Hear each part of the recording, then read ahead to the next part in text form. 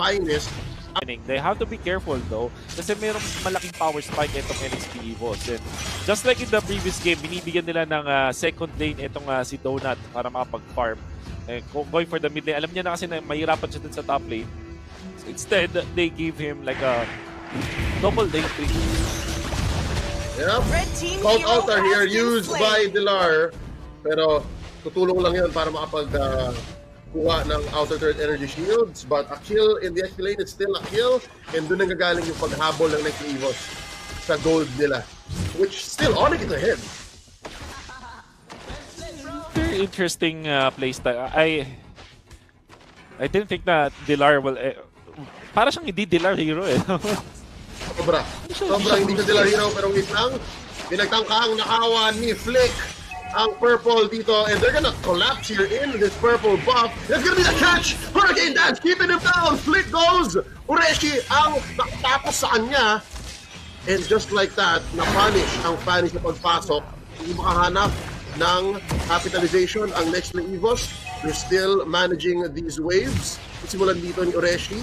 And there's an arrow on to Cadenza plus the suplex! Woof! It's the Greed and J-Lord connection. Kamunti ka na. Kung hindi lang siguro si Cadenza. Tag team! It's the tag team. The tag team. But then again, nagigil yung ONIC Philippines dun sa pagkuha ng purple. And so far, yung past two purples ni H2 na secure niya even under fire of ONIC Philippines. So very commendable coming out from H2. And the punishment was there from NXP. Closing the gap. Yung lahat ng efforts ng ONIC Philippines thrown down the drain. And now, NXP EVOS, nakaramdam na sila ng konting advantage. In fact, may DHS na at the mana boots itong si Donut. So, madali na yung farming sa kanya. His farming speed is gonna just be faster and faster and faster. Yep, Donut hasn't died yet. Kahit na nawala na yung tier 1 turret niya. So, I think goods nga to, yung strategy na banggit mo, Wolf, yung decision to give him another lane to help him find farm elsewhere. And by getting this little wanderer, they'll have vision. At least alam nila kung may magsisimula na ng turtle, and look at this, Greed.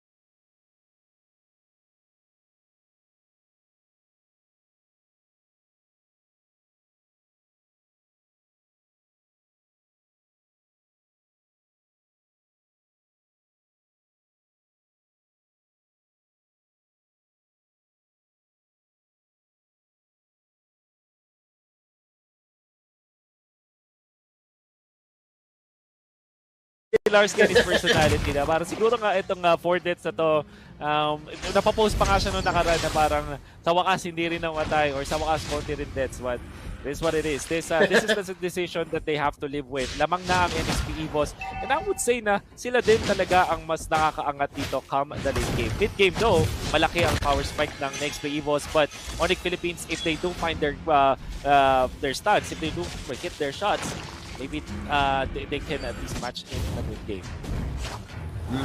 Donut here has to be cautious. Again, nakatikim na siya ng garot ni Flick dito. Sitting at 2-on-1. This is not bad for a Fanny that's not able to steal the 2 purples na pinagtangkaan niya kanina. And now Greed, thinking about it, says no, not my fight to pick on Ureshi. Ito na purple, secure muna ni Flick.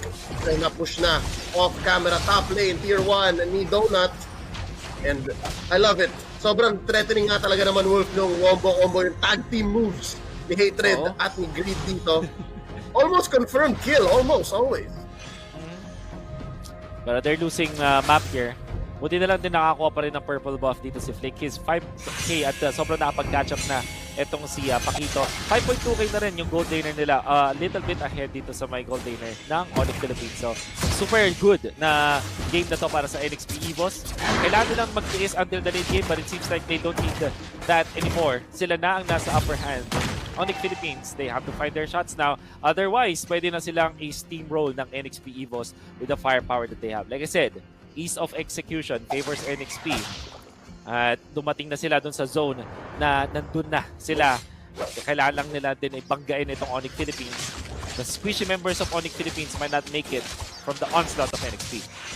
Oh, there's the combo! The suplex and the arrow! Kadenta forced to use the Hurricane Dance. Hindi niya gusto yung lumaban dito. 5, May, 6 na miyembro ng ONIC ang nandito. Sisecure nila itong Lord. Pero pumuporma si H2. He's trying to find it. Ace bursted down by Flick. At susunod na rin yata dito ang isa pang miyembro. That's Ureshi with the flicker out. Mind you, meron pa siyang split-split. So talagang panggulo lang. Next EVOS, I think that's a win for them na hindi nila hinayaan na makuha ng ONIC ang Lord. Yeah, nakakuha pa sila ng turret sa may bottom lane. A kill on 1 para sa side ng ONIC Philippines, hindi siya ganun ka-ganda. At least hindi nakakuha ng Lord dito ang NXP. But see, sobrang taas na ng farm dito ni Donut.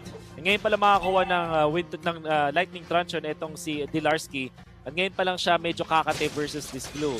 Seems like itong ONIC Philippines might have overreacted to this blue pick and putting it on an XP lane. Nawawalan sila ng lane management. If you're looking at ONIC Philippines, yung mga lanes nila pushed against them. Yeah. To be fair, nung sinabi natin baka nga meron dilar doon sa Paramis it's we're looking for the silver lining, but wait, here's a big fight! Hurricane Dance! Knocking down sa may wall doon! Donut with the blazing duet! Kadensya ang unang mawawala, pero mukhang na-manage ng ONIC ang teamfight na ito. Napakaganda ng pasok ng entrada ni Flick. Gonna be 2 kills for them, and it's gonna be 1 more going down. It's the crowd out are making quite a difference here. So, willing to make trades ang ONIC Philippines. Pero hindi pa na boss. John Posalonga hinahanap dito si Flick. Gonna try to take down the Fanny. Instead, force the retreat and push the way in. Wala pa rin ako ng Lord.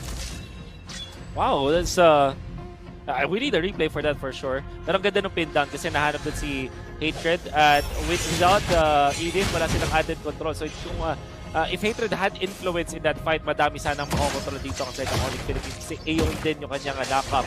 But you gotta have to give it to the Flick. He's really making sure that he's on top of the Claude. Hindi makalaro dito yung Claude because of him. At dahil doon ang ONIC Philippines ay naka-even na pa doon sa laban na yon. In fact, you can argue na siguro ay lumamanga pa sila doon sa trade-off na yan. Since they were able to take out yung Golden Claude.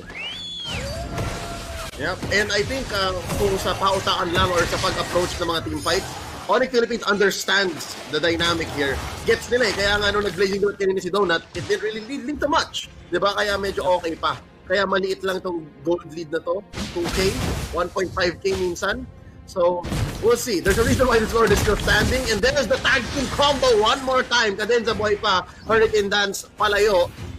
Nothing is safe here. Flame shot, just in case. Dilar. ONIC Philippines, I think, forcing this Hurricane Dance, parang ang sinasabi nila is, okay, sige, pag pinuwersa natin yung Hurricane Dance, okay si Flick. Hindi ka threatened. However, para sa NXP EVOS, they're still okay with this kasi nakocommit din naman yung ultimate ni Marky. A lot of combos have to be where then pwede sila magkaroon ng punishment skills. At ang tag team na to nasa mid lane. Ito yung ring nila eh. Itong mid lane na to. Yan yung ring to, tong corners ng river bushes. Diyan nang uhuli si Hatred, tapos sasalo naman ng pana dito si Green. Eh, sisiningsyung na nila. Okay. Ito naman rin, makikita natin yung sobrang bilis na galaw ng isang Fanny. Kahit na nag-heal siya ngayon, makakasama pa rin siya. Available na ulit ang ultimate ni Akai. Hindi ganun katagal ang opening dito para sa side ng ONIC Philippines. Curious to see kung mabubuhay na yung split push ng ONIC Philippines. Knowing na nakita natin yon some semblance of that earlier on. So, take a quick look dito sa ating mga items. May brute force breastplate kinuha si Donut para hindi siya ganun kabilis ma-burst dito ni Flick. While si H2, uy, alam nila, no? So, para sa teams, alam, sino ang unang bibigay? Sino ang unang susuko? Sino ang unang matetempt na mag-clear dito sa bottom lane? This is close! Ayun na! And ito, that's a good amount of stuns, and that's a lot. Pero look mo, may sagot agad. And there's the circling eagle. Unang babag sa Super Marky. Pero may trade naman dito. Flick, cleaning house. That's still a 2 for 1. Great move by ONIC Philippines. Hindi mo may pagpapalit yung bilis ng isang Fanny. Flick, amazing here. 6, 1, and 2. Wow, that was good. Ang ganda nung dashes na yon. It looks so beautiful. And the initiation coming out from ONIC Philippines, pero taas yung firepower ng NXP. Eventually, look at Flick. Beautiful moves, beautiful cable control, and they get more. Oh no! It's all falling down, Wolf! What?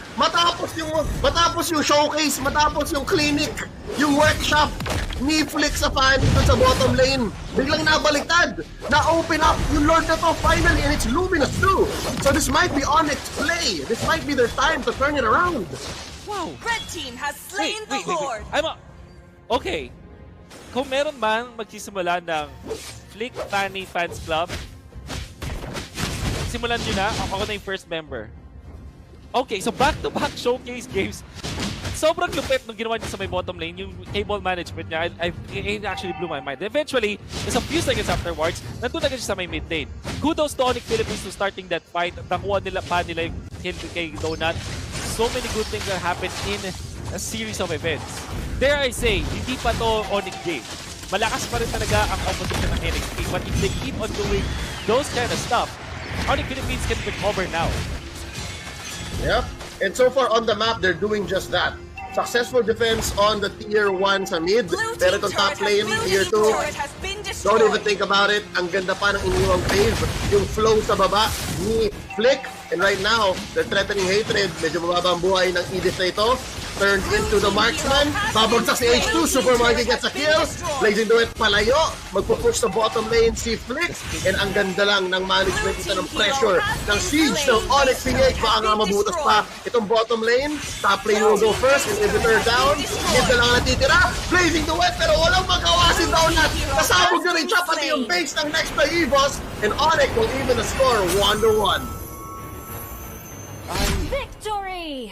I don't know what to say. I don't know what to say. Sobrang naagulat. Just flick things. Just flick things. Okay, so when I was getting information then, and it's not, I think alam naman ng mga tao na may close tayo with ONIC. But I too am surprised. Okay, so what happened in there? Bakit ako sobrang surprised dito? Because of how quick it was. NXP yung control nila sa laban sobrang ganda. Bottom lane, nakita natin na kung sino yung unang mag-overstep ay mapapasama. Si H2, hindi niya siguro din in-expect. Sobrang patient niya dun sa bottom lane. Hindi niya in-expect na nandun yung Serena. Or maybe, he is baiting. Kasi parang tinawag niya si Matilde. Prepared sila dun sa talon. Then, Greed goes for the stun na kumonekta dun kay H2. There was the combo. Eventually, yung Matilda, Circling Eagle, pati yung Pakito na nandun, ay kumuha ng kill doon sa important hero, which was Super Marky, na Popolin Kupa. Pero dahil low sila parehas, the clean up from Flick. Tapos yung gamit pa niya ng cable, sobrang efficient. Right? And I think hindi ganun kasimple yan, guys. Whatever he did para makapunta dun sa spot na parang halos zigzag, saktong-sakto kay H2 na hindi siya nag-waste ng kahit anong energy to take the double kill. Then, there was a heads-up play coming out from ONIC PH in the mid lane na kung saan na puwersa nila, nakuha nila yung kill kay Donut. I don't know exactly how that happened, but it happened either way. And that allowed ONIC Philippines. Tapos, nung pinakahuli namin, halos repeat nung nangyari kanina, which was yung cult altar push na technically death push siya. Pero hindi death nung kalaban. Kahit mamatay na kami, okay lang. Oo, alam mo basta yung base, moment, yun yun. Alam mo yung moment sabi ni Aragorn, now I summon you to fulfill your oath. Yun yun, di ba? Yun na yun. Yun na yun. Kahit anong gawin mo, and it's super impressive na ONIC understood. ONIC understood the assignment, and again, it all goes down to this moment yung sa bottom lane na yun, yung 2v2 sana, tapos naging 3v2 kasi eventually, yun nga hindi mo mapapalit yung bilis at yung galing ni Flick sa Fanny na ito. So, i-message na lang kami ni Wolf dun sa mga magpapatayo ng pinakaunang chapter ng Flick Fanny Fan Club. Ayusin na lang natin yung GC. Pero, this is a 10-minute game in. Ito, next play pa rin to. These are moments wherein it's still next play, even if nagkaaroon na ng trades. Pero the fact remains, I don't know what the comms were like. You also have to imagine, ano yung comms dito? Di ba? Was Flick more of, antayin nyo lang, papunta na ako, or i-set up ninyo? Kasi ito, I think, nangyari na yung switch. Naging ONIC game na siya. Yeah, at this point. Exactly. So, nakuha nila yung Lord Fight. And another surprising thing dito is parang sobrang well-acquainted agad ni Flick dun sa banana split culture dito sa ONIC Philippines. We always say na napag-split ko siya dun sa may bottom lane.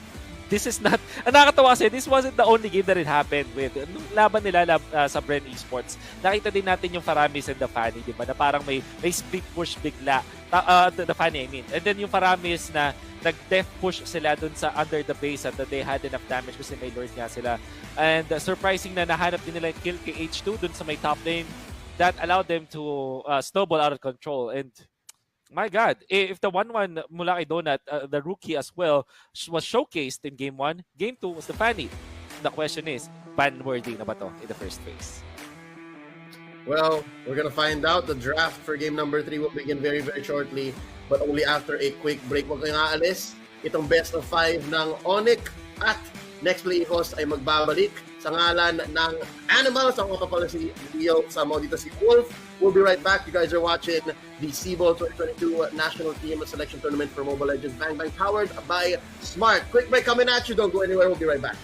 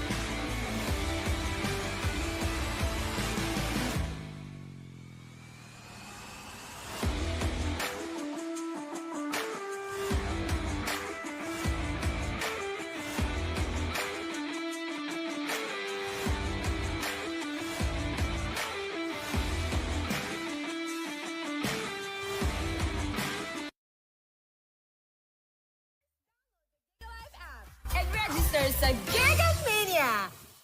Ready na ba kayo sa Grand Raffle Prizes ng Gigamania? Samsung set, Apple set, and Toyota Corolla Cross Hybrid. Para maging yours, download the GigaLife app and register sa Gigamania! Ready na ba kayo sa Grand Raffle Prizes ng Gigamania? Samsung set, Apple set, and Toyota Corolla Cross Hybrid. Para maging yours, download the GigaLife app and register sa Gigamania! Ready na ba kayo sa Grand Raffle Prizes ng Gigamania? Samsung set, Apple set, and Toyota Corolla Cross Hybrid. Para maging yours, download the GigaLife app and register sa Gigamania! Ready na ba kayo sa Grand Raffle Prizes ng Gigamania?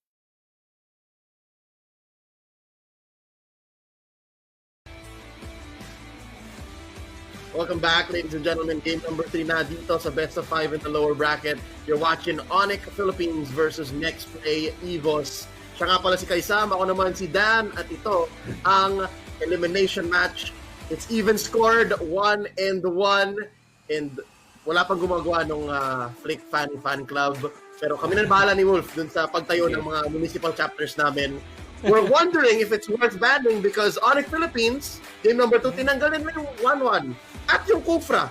So ngayon, baka naman Next Play, Coach Zico, phase 1, you know what? That sounded ridiculous. Phase 1 ban Fanny. Is that what 2022 is all about? I can't believe it. dumating tayo dun sa point na yun. I wanna say, ito yung crazy. What if bumalik tayo dun sa mga draft na mula dun sa... Kunwari, yung Saber, di ba? Ginamit yung Saber dito ng side ng NXP EVOS. Alright? So, the Saber, in a way, ay from olden days, MPL Season 1, ito yung sinasabing nilang parang sagot dun sa Fanny. Back when Fanny was parang almost autoban siya. So, throwback ba to ng MPL Season 1? Maybe.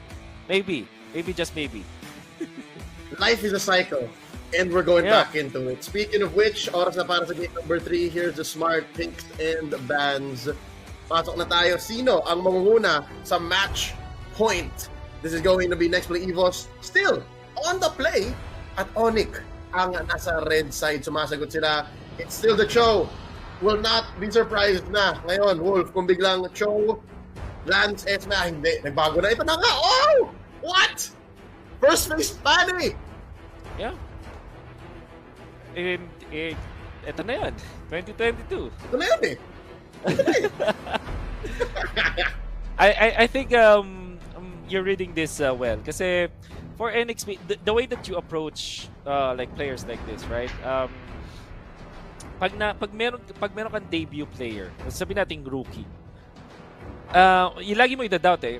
Obviously, kaya niya laruin kahit anong jungler. Palaruin mo siya ng Karina, ng YSS, ng Barats, ng Ling, ng Fanny. Yung ganong klaseng spectrum, we can use that. And that's also true with a Donut. Bigyan mo siya ng Claude, ng 1-1, ng marksman, ng other marksman like Brody.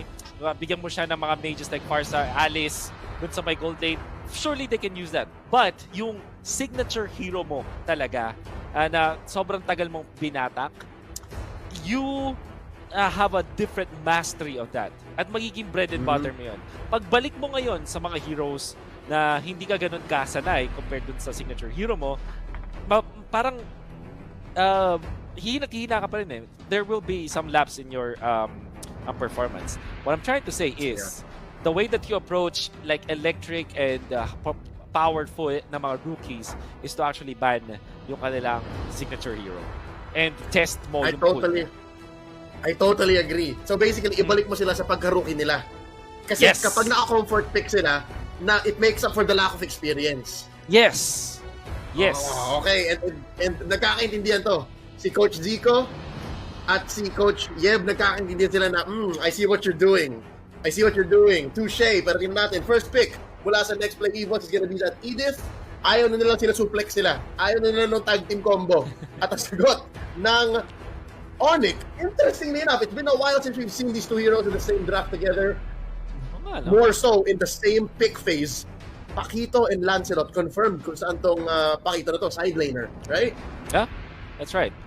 Ang pinaka siguro curveball na lang ng ONIC Philippines, bigay siya kay Hatred for the position 4, but very unlikely. Whoa! Gusto ko tong Ruby pick mula sa NXP EVOS. It's great.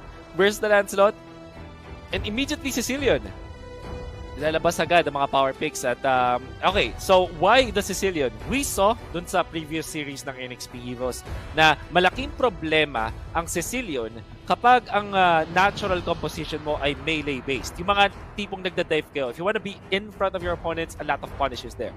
So if you're looking at their heroes, Edith may knock up yan na melee range. Ruby, anti-melee din yan. As well as this Sicilian na kapag nag-try kayong mga humabol, may Sanguine Claws. What I'm trying to say is direct answer to ng NXP doon sa melee-based composition ng ONIC Philippines. I like it a lot. But now, Esmeralda. Okay. Esmeralda at Pakito already revealed. Yeah. Ang decision ng ONIC dito is, sige, we're gonna go all in. No half measures. We're going all in with this melee approach.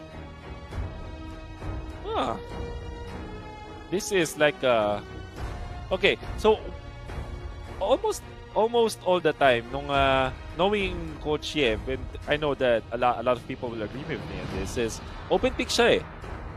Whenever yung draft pattern niya laging open pick, bigla na lang sa dulo mare-reveal, ay ito pala. We saw that game 1 and 2. We saw that most particularly in game 2. But this time, it's uncharacteristic kaya nagugulat ka kasi sobrang na-reveal. Yeah, this is your side intent.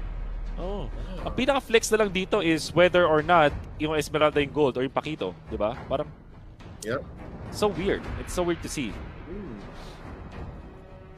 I don't know. Baka next level theory crafting na nga lang ang mid lane hatred. Na parang yun nga, mid lane show as the pause 4. But we'll see second phase. There you see the Aldous na delikado nga naman pag linagay mo sa kamay ni H2 and you're facing off against an all-in dive melee comp. Second ban for ONIC in the second phase is the Bane. So talagang kino-corner nila si H2. Ito dapat piliin mo. Ito lang ang mga open sa'yo. Next play EVOS, they take out the Matilda, and I'm sure this next one is going to be a mid laner as well, or something that can play 4 or 5, something in the roam or support role. Yeah. Since naban na yung Cho, naban na yung Selena, Matilda, ito yung tatlong heroes na flex between position 4 and 5. Curious to see, baka yung Rafaela, iban din nila, knowing na parang ganun. Or maybe Angela, actually. Kasi yung Angela at Lancelot ay nakita na rin natin mula sa ONIC PH, particularly Angela Ling. But yeah, Angela Lancelot is still a good combo. Instead, populin ko pa, wag nang pahawakin si Marky niyan. Oh, I'd say Rafa. I'd say Rafa ang maganda pick dito ng ONIC. It's because it enables the melee. Parang it helps close the gap. Lalo na posible ka makay. Right. You're actually, yeah, that makes a lot of sense.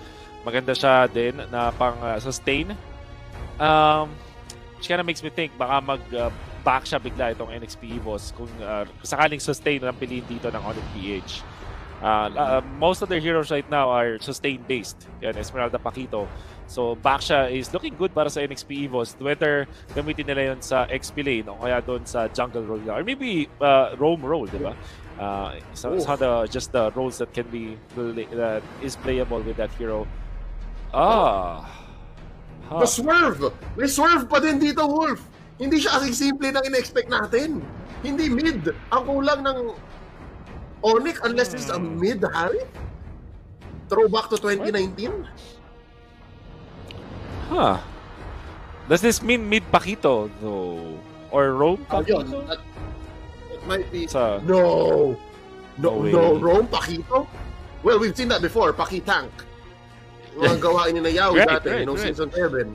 Yeah. Right. Such a weird... At this point, you don't want to guess anymore. Ang NXP... Ang hirap, NXP, mayroon pa they still can opt for like Lunox. O kaya, hard...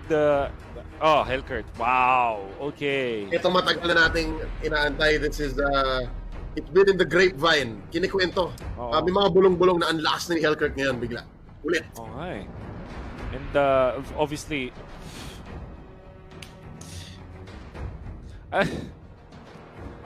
at this point, I feel yung ONIC PH, it's like the way that they're drafting.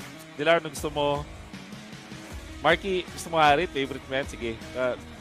Na-miss mo, di ba? Marky, na-miss mo. Esmeralda, Rod, mainit ka ngayon dito. Sige. Okay, Flick, after Fanny, Lancelot, so crazy. It's not even a composition at all para sa ONIC PH ngayon. Dare I say, ang ganda ng Hellcurt. Ang ganda ng Hellcurt pick mula sa NXP. Yes. ONIC's draft, like, I mean this in the sweetest ways, Coach Yeb. It reminds me of like a rank game I played the other night. Kasi ang daming open, like, ang daming damage. Tapos, again, it's lethal if it works. It's lethal if it works, and I'm hoping it does. Kasi yung NXP mo ang pinag-isipan din nila eh. Mukhang parang, ito, sige, gusto niya yan, Hellcurt. Sige, we'll space you out. And then, ang ganda rin ng CC nila. So, even laning, I'm not sure. Hindi ko alam. Like, we're gonna be surprised when we go to the map here. Definitely, more mid. Oh, what if mid lane had it? Nah, it's mid lane Paquito hatred. Nah. Okay, so yun nga, parang Cho. Ang daming damage na naman si Cadenza. He's not at home, he's not comfortable. Is put it to half HP because of this, but it doesn't contest etong Cecilius. Esmeralda's gonna have a good time against Edith, I would say, or at least a decent time kasi melee naman sila pareha, so Avarice will be used so much. Maganda yung wave clear ni Oreshi kasi naka-concussive blast siya. Ang curious ako dito is how is the Brody versus the Harith matchup. I would say it's maganda. Oh, eto na. Aim pala yung target nila, man. Yep. It's all about the aggression. And delaying yung isang jungle creep is already good para sa side ng ONIC Philippines. Yeah, it adds up. It adds up. I think yun ang gusto gawin ni ONIC eh. Parang make next play uncomfortable. Just like we were during the draft. Keep us guessing. So, it works very well. And of course, greets Natalia. This is stuff of legends. Madami nang nagawa to. Madami nang napatunayan to. At madami na siyang napahirapan. And H2. Okay, so ikaw contest pa nila. Kaya ba niyang patayin si H2? Very unlikely. Pero kung may tulong na Hatred, maybe they can. Oh, actually, Hatred was able to inch his way in. Yeah, pero mukhang siyang masasandwich dito. But no, Maloyski, tatalunan ang dalawa. And Hayes to the rescue. So ito na nga nangyayari na parang papahirapan nila kahit sa creeps lang, kahit sa jungle creeps lang. Tatagalan ka all this while si Flick, kahit din mo. Quick rotations, fast, maximum efficiency. This is ONIC Philippines' plan. No? It's all about that. Siguro ang nahanap natin dito mula sa ONIC Philippines is yung straight up wave clear. And this is sobrang laking issue nito para sa ONIC Philippines. Hindi sila pwedeng maging behind in this game. Kasi wala silang yung long range wave clear. Yep. They have no marksman. They have one ranged hero. It's dangerous. There's the turtle secure. First one goes over to H2. Next play EVOS. They won this fight and they might take one more down. Pilar, napabagsak na dito. 2 for none plus the turtle. Ito na Wolf, yung sinasabi mo, yung kinasusuklam ng ONIC na what if they're behind. Yeah, exactly. Ang ganda ng ginawa ni Oreshi doon. He was sole reason kung ba't nanalo yung yung NXP dun sa laban na yun. Why? He was able to knock up. Or sinuplex na si Flick right at that time na malapit na yung Retribution. Yung Turtle nasa Red 3 area na siya. So pwede siyang ilasit. That's why H2 was able to close in on that. And lahat ng efforts ng ONIC Philippines na pahirapan si H2, it's all down the drain. And now NXP EVOS, they can snowball off of this.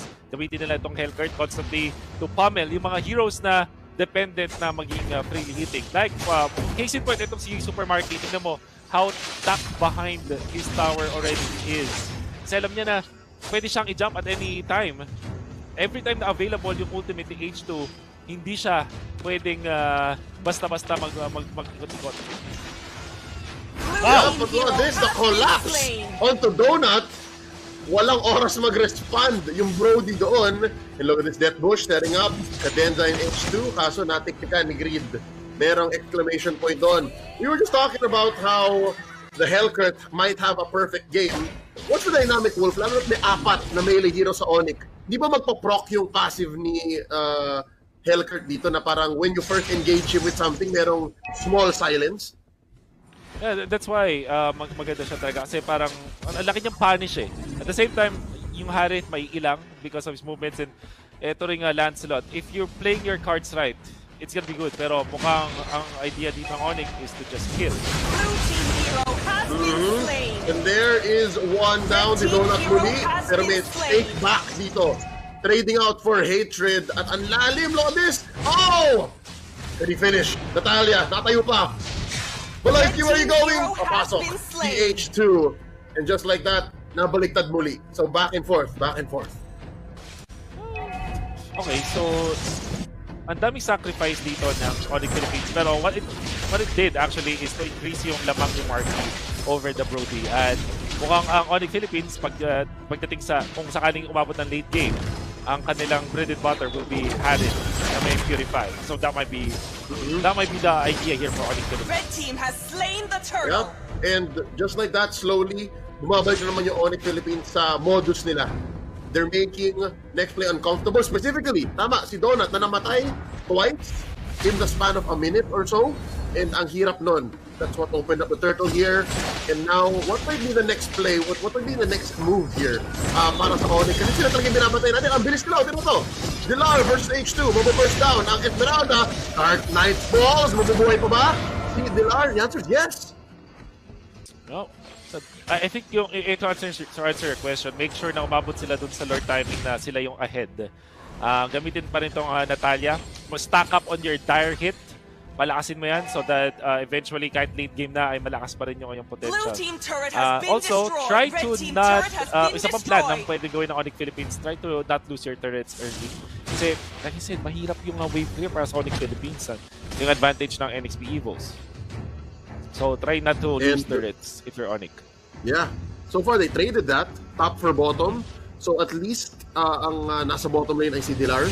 So sanay naman siya sa ganyan. And now there you go. Starting off with the Phantom Execution. Donuts still alive. Putting on some stack. Taking down Greed. Hindi siya doon ng konti. Pero kaya pa bang mag-capitalize dito? Yung next play, EVOS. That's gonna be a push for ONIC top lane. Down goes Hatred. 2 and down for the side of ONIC Philippines. Cadenza gonna be traded out for him. Walang magawa yung Ruby Gold sa gitna ng dalawa. It's gonna be 3v2. Oh, Flick's still alive. Flick is still trying to take down H2. He finally gets his man. Heals left and right. A shutdown onto John Paul so long. Tapos nanaawan niya pa ng purple buff. Yeah, and the great thing about this for NXP EVOS is hindi naman tayo si Donut. Ang ganda nung collapse nung ipit na ginawa ng NXP EVOS doon. I'm just actually very shocked that ONIC Philippines still managed to even up the trade-off. Nakakuha pa rin sila. Kita mo yung Donut na nakuha niya yung kill kay Grid, so that's -1 sa ONIC Philippines. Samantala, dito sa NXP EVOS, ang ganda nung pagturan nila dito. Makakuha ng double kill doon yung ating Headbird. It eventually will be taken out at nabigyan ng shutdown goal si Lancelot na pumabot para sa kanya. Well, at least nabigyan ng farm. Ang hirap Wolf mag-live replay kasi parating may nangyayari sa mapa. Meron nang namatay sa side ng ONIC. That's next play, taken down, Hatred. And just like that, I think it was off of a defense. Kasi pinilit yata ng ONIC yung bottom lane tier 2. Wow. Okay, so that's a kill on your support. So you're totally fine with this. Kaso nga lang, lumalakas na itong si Haze as time goes by.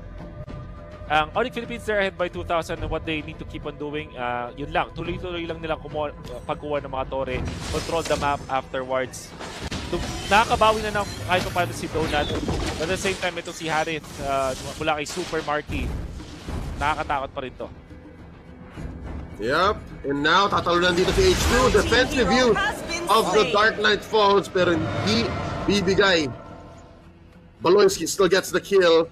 And now, pinapalibutan to. Si Donut at si Applebeesia, si Haze. Medyo delikado. Jumping in, falling Star Moon. May punish ba? Oh, there's the ult, and there's the farm! Acquired Memory getting 1 kill onto Dilar. 1 for 1 so far. 3 seconds more. Ito na yata. Meron mo rubber band yung magaganap. Wait lang, Supermarket sila ng Torre. Sanguine Claw taking him down! Ang lalim! Yung Marky doon! Masyado malalim. But at the same time, you can see now the effects of the Sicilian. Nakit niya yung mid lane intact. Hindi yan ma-push ng ONIC Philippines. Tinry ni Marky na sinugal na niya eh. He wants to go for the Zaman Force, but there's so many members of NXP EVOS doon. Sobrang dami. And I think nagbabackman si Marky dun sa kanyang Purify, pero ang taas masyado na burst down ng NXP EVOS and ONIC Philippines ay magsistumble. Madadapa ng kaunti. Makuha nila yung kill, however, dun kay H2. Pero hindi nila nakuha yung ideal na scenario kung saan positive traits para sa kanila. The fact na yung NXP ay nakakuha ng mga kills after this, it shrinks yung deficit. And in fact, itong 1K na gold din ng ONIC Philippines, hindi na ganun karamdam at this point, 9 minutes in. They have to put more effort. They have to think about their approach more. And then yung mga tipong 2 for 1, 3 for 2, hindi na siya ganun ka-beneficial kasi nga dapat lamang sila sa tore. Dapat lamang sila sa objectives. And so far, they're doing well at that. Dahil isa pa lang naman ang push ng next play EVOS. Pero yung scaling, next play EVOS has a fair share amount of it as well. This is still the sub 12-minute Lord. So okay pa to. No one still has free reign over it. Purple mo sa secure dito ni Haze. Binibigay agad this early on. So I think alam na nga rin na gets na rin na next play EVOS na in Haze we trust. Yep. Baloyski or Greed as usual ay bumabalik dun sa kanyang dating yung Natalia kanya. And here's the thing, 1, 2, and 2 I think goods na goods pa rin ito para Greed. He's not dying as much. Tas yung target niya syempre unti-unti nang lumalakas yan. Para naman dun sa ibang mga members, it's okay, so wait, so akala ko talaga nag-Dark Knight Falls, dumilim kasi yun pala yung pag-invisible lang yun ni Greed. Yes. That's why I was very shocked about that. Kay Baloy.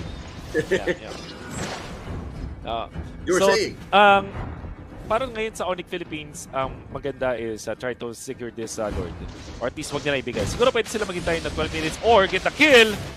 Kaya ba? Oh, nice catch here. Hindi na nakapag-Dark Knight Falls si H2 doon, and this is a great opening for ONIC Philippines. Pero yun nga lang that's the trick, Wolf. They have to find where they can capitalize. Anong next objective ang pwede nila i-convert? Siguro yung yung 12-minute Lord, if they so want it, or take advantage na nila na wala dito si H2, or walang padilin whatsoever. Pero pa-respawn na si H2, so they have to be careful about this. Dilarski doing is Dilarski things na Red pang-zone team out. has slain the And Lord. ONIC Philippines will take that. At unti-unti na nakapag-farm to si Hatred, na may brute force breastplate na siya, meron na siyang war axe, nakakuha pa siya ng orange buff. I wonder kung ano yung decision dito para sa ONIC Philippines. Itatransform ba nila si Hatred bilang isang damage dealer na rin top na mid-game? Parang naman siyang hindi mid-lane, parang XP lane na ba ang treatment sa kanya? Eventually, there will be enough money that goes around, especially kung yun nga, maganda yung conversion rate nila, and they're putting actually EVOS in a weird spot. Panoorin natin si Flick dito. Helping good. Again, ito ang baluarte ni Hayes. Bahay ito ni Hayes. H2 still goes down one more time off camera kill.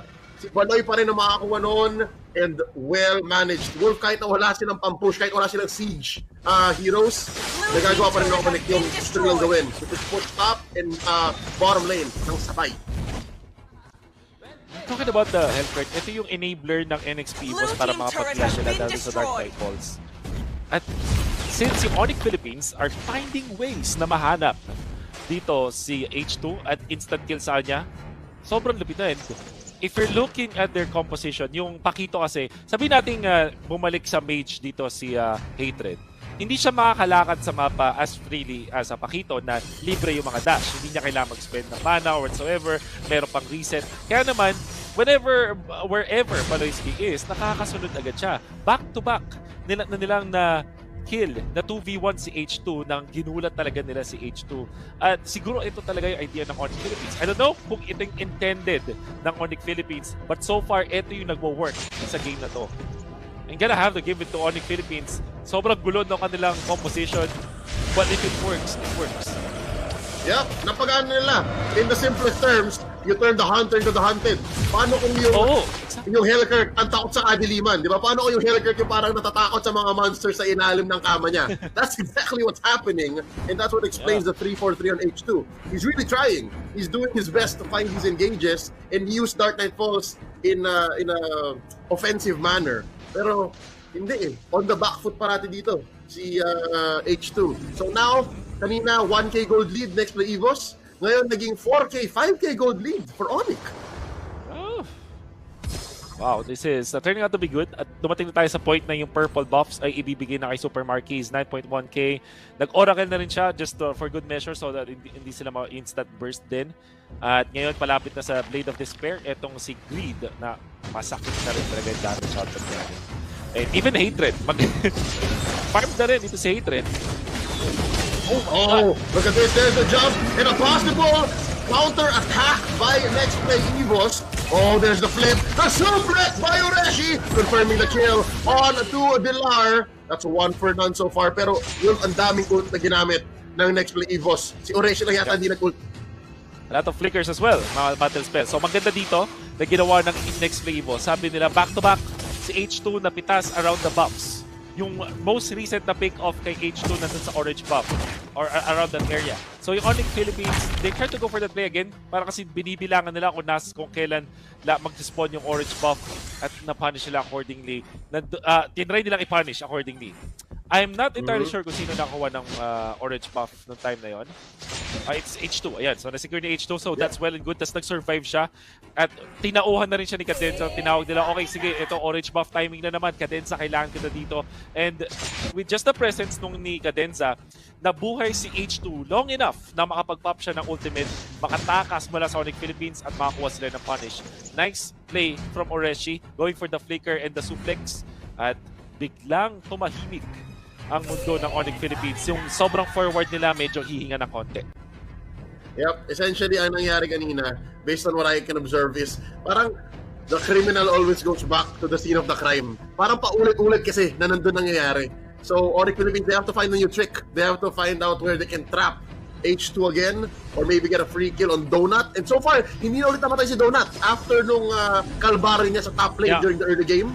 So it's better spacing, better placement of their marksman for next play EVOS.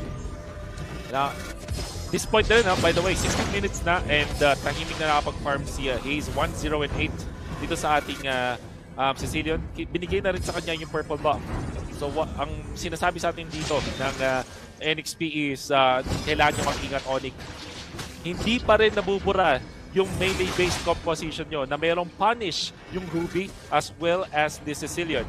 Hindi pwedeng maging kampante ang ONIC Philippines because NXP EVOS kaya pa nilang kumuha ng malupit na depensa. They have Sicilian, they have Ruby. Pwede sila mang-punish easily. Oh Lord, here at a fifth of its health. Ang bilis kumuha din dito ng NXP EVOS.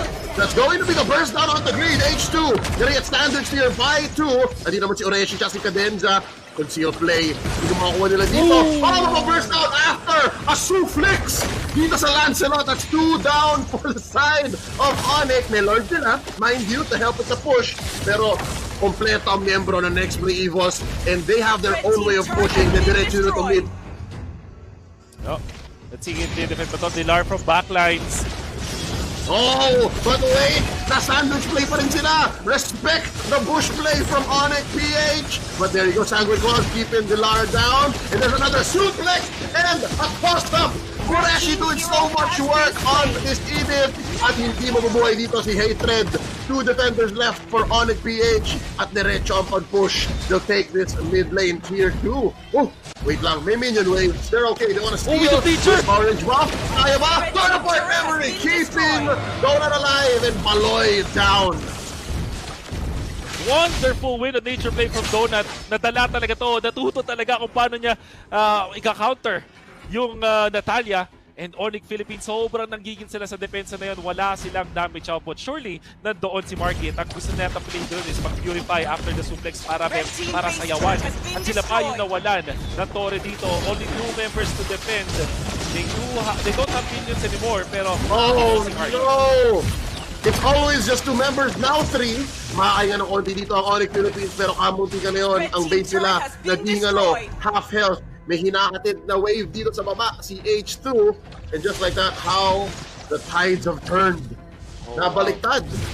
Next play naman ngayon ang nagtatreten ng match point. Yun talaga yun eh. Yung burst eh. Oh wait! Wait lang! Yung burst! You were mentioning the burst! And Donut focusing fire on the base! But it may have been a little too much. Double kill. 2 defenders left for both sides. Blue team base turret has been Nag-punish ang destroyed. ONIC PH. 1/4 ang health ng base nila. And right now, mukhang maganda ang posisyon ng ONIC Philippines. Hayes is in trouble. Hayes goes down. Cadenza na lang ang natitira. Namumula ang mapa. 20 seconds though. I think hindi yata kaya ng ONIC Philippines i-push to. Lalong-lalo na may mga minions na rin. I'm not entirely sure if this is good. Maybe ONIC Philippines, hindi na talaga na kaya din. They know it. Magbaback na lang din sila.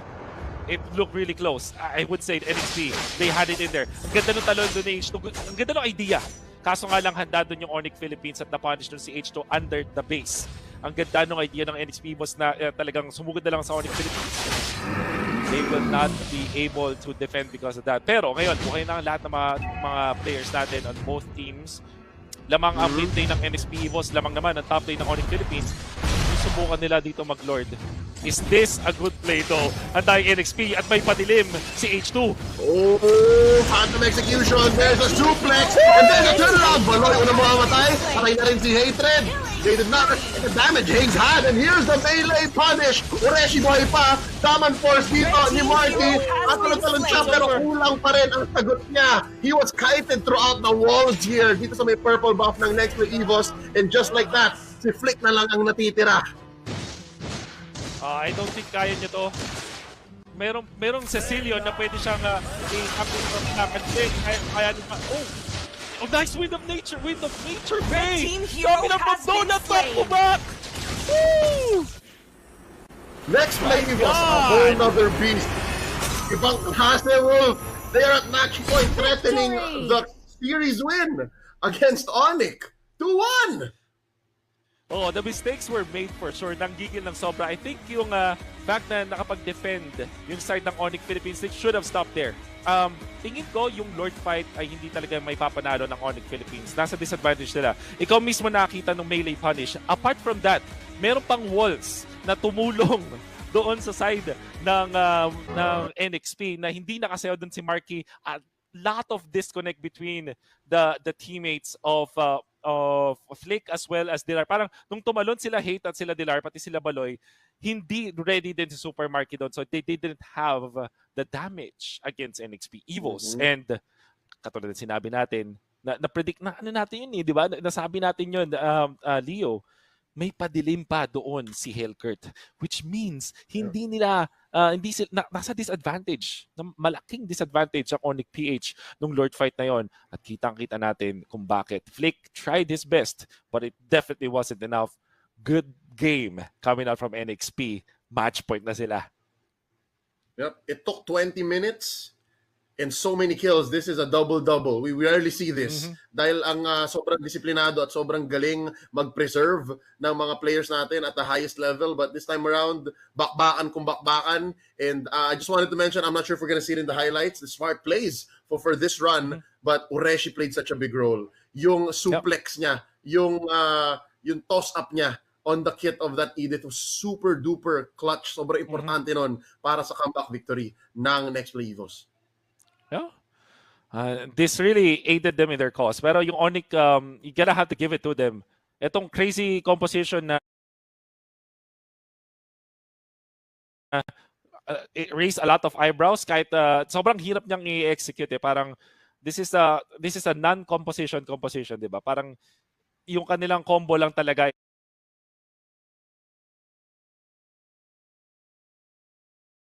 is kumuha ng kills. But when it comes to like overall team fights, hindi mo siya makikita. At dumating sa point na itong si Donut ay na-outplay ng ONIC Philippines. If you're looking at their lineup, talagang kung magic damage sources, hahanapin mo lang yan sa Harith as well as Esmeralda. Pero both of them, actually, true damage yung inaabol. So wala sila nung big nukes na hinanap natin katulad ng Cecilion. At at sinabi nga natin ito, walang wave clear ang ONIC Philippines. So they cannot play from behind. Kailangan lagi sila nasa abante. And the moment na nag-overextend sila, trying to go for H2, doon na sila nayari. Doon na sila na-punish. And Yelly Hayes, sobrang matiisin. Grabe yung kanyang impact sa game na to. Yep. Again, early on pa lang, wala pa yata 10 minutes. Sabi ni H2, Hayes, ikaw na. Sa'yo na yung purple. Mas kailangan mo yan. And that's what led to this victory by next play EVOS. Ang galing, alam nila eh, there's a concept of inevitability na manalo lang tayo ng trade, paulit-ulit, bibigay yung lineup ng ONIC Philippines. Yes, pwede silang mag-outplay, pwede nila tayong utakan, pero the writing was on the wall. Parang yan na yun eh. Like the heroes that they had in the situation that they had, especially nung nabutas yung mid, next play EVOS, mas lumalaki yung chances of winning. Yeah, this was that play, right? Flick tried to go for the play kay H2 pero ginamit yung walls at nandun na yung mga members ng NXP. Ang ganda nga nung fact na nahanap ni Baloyski, ni Greed as well as ni Hate doon si H2 pero hindi nila napatay eventually. At with just that one clash, tapos nag-overextend din dito yung ONIC Philippines. Siguro after nilang hindi makakuha ng kill, they should have just backed down. Nag-double dip pa dito si Marky and unfortunately wala na siyang Purify. Doon sa initial fight dito, sobrang taas pa ng potential nila maka-outplay. Kaso, nagamit na yung Purify after nung suplex. Yun talaga yung idea nun eh. Pa-commit nila yung NXP EVOS tas mag-Purify tas counterplay. But it didn't work. And syempre si Baloyski, from kaka-respawn lang nun, tinry niyang i-go si Donut. Great idea naman. But Donut was ready with the Wind of Nature. And that wasn't the only time na nagamit yung Wind of Nature to their advantage. Nakita natin yon all throughout this game and that meant to the world para sa side ng NXP EVOS now at match point. Ever so closer to representing the Philippines. Literally steps away. Konti na lang, andyan na kayo. Pero nandito pa rin si ONIC. Humihinga pa, lumalaban pa. There may be 2 more games left in this series or there may just be 1. Ladies and gentlemen, if you're a fan of ONIC Philippines, if you're a fan of Next Play EVOS, pakita nyo rin suporta sa kanila, share the stream, and cheer on your favorite players because they are on the road to representing the country at the biggest international tournaments this year. It only happens every couple of years, at ito na yung chance nila para maging membro ng SIBOL MLBB Training Pool. Ako nga pala si Leo, sama dito si Wolf. We're gonna go on a quick break. Magbabalik ang SIBOL 2022 National Team Selection Tournament for Mobile Legends Bang Bang.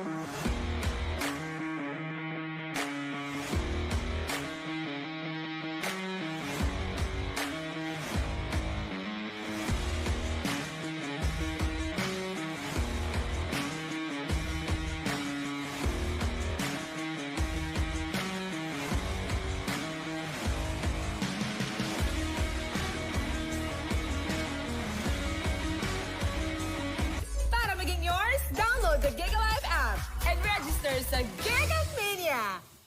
Ready na ba kayo sa Grand Raffle Prizes ng Gigamania? Samsung set, Apple set, and Toyota Corolla Cross Hybrid. Para maging yours, download the GigaLife app and register sa Gigamania!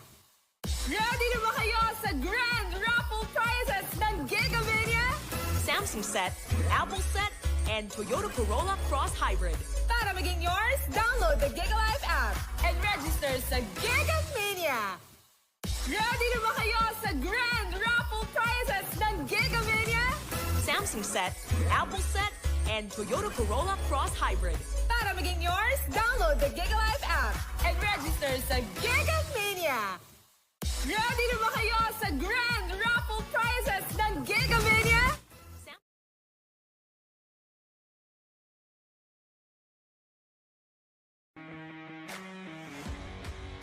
Hi! Magandang gabi sa inyo lahat. Malapit na matapos ang best of 5 na ito. There's only one more game left in NXP EVOS Tank, but ONIC might stop them in their tracks. This is the best of 5 in the lower bracket. Elimination round dito. Ang nga po pala si Dan. Sama ko dito si Kay Sam, and we are the Animals, also known as Leo and the Wolf, and you're watching the SIBOL 2022 National Team Selection Tournament for Mobile Legends Bang Bang, powered by Smart. Masyadong naging experimental ang ONIC Philippines. Maganda yung konsepto nila. We saw glimpses of brilliance. Kamuntikan na nilang mabuli ang NXP EVOS into surrendering and going into match point, pero nabaliktad sila.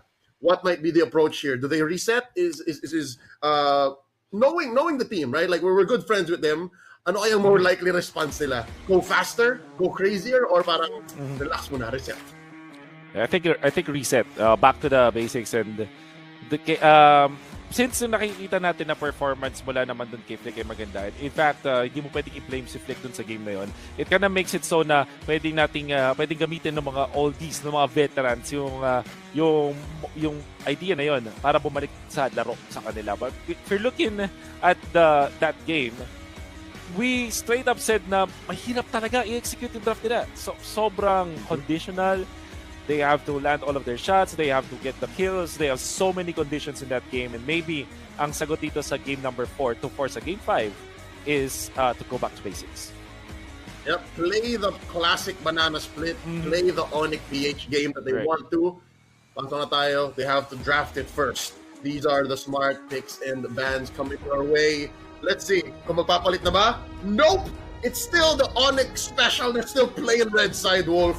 Next play, EVOS, they're gonna be on the blue, tanggalin yung show. ONIC, okay na, sabi ni Coach Yeb, tanggalin natin yung 1-1. Basic, and they might even take out the Kufra as well. Oh. 1-1 Fanny, Selena ban. I think Kufra should be incoming para sa ONIC Philippines as their ban. I think at this point hindi na din masasabi mo no sa performance ni Donut at ni Flick na parang hindi na yata to about dun sa new players. It's not about the heroes that they have. It's more about kung paano sila talaga maglaro as a team, and I like it a lot na nirespect dito ng pare sa teams yung standout players, but at the same time kailangan nila nang isolve yung draft. I think for ONIC Philippines sobrang crazy nung game na yun, and I think yung NXP ito nahanap na nila yung kanilang comfort. Maybe it's the Edith, wag mo ibigay kay ONIC Philippines. At the same time you take it for your own, and what will be the approach? Pakito ba ulit at Lancelot? Hindi mo magulat kung Lancelot ulit, pero tingin ko, para sa ONIC Philippines, they have to watch out for that Ruby. Yung mga punish nga dun sa melee punish we have. Yep.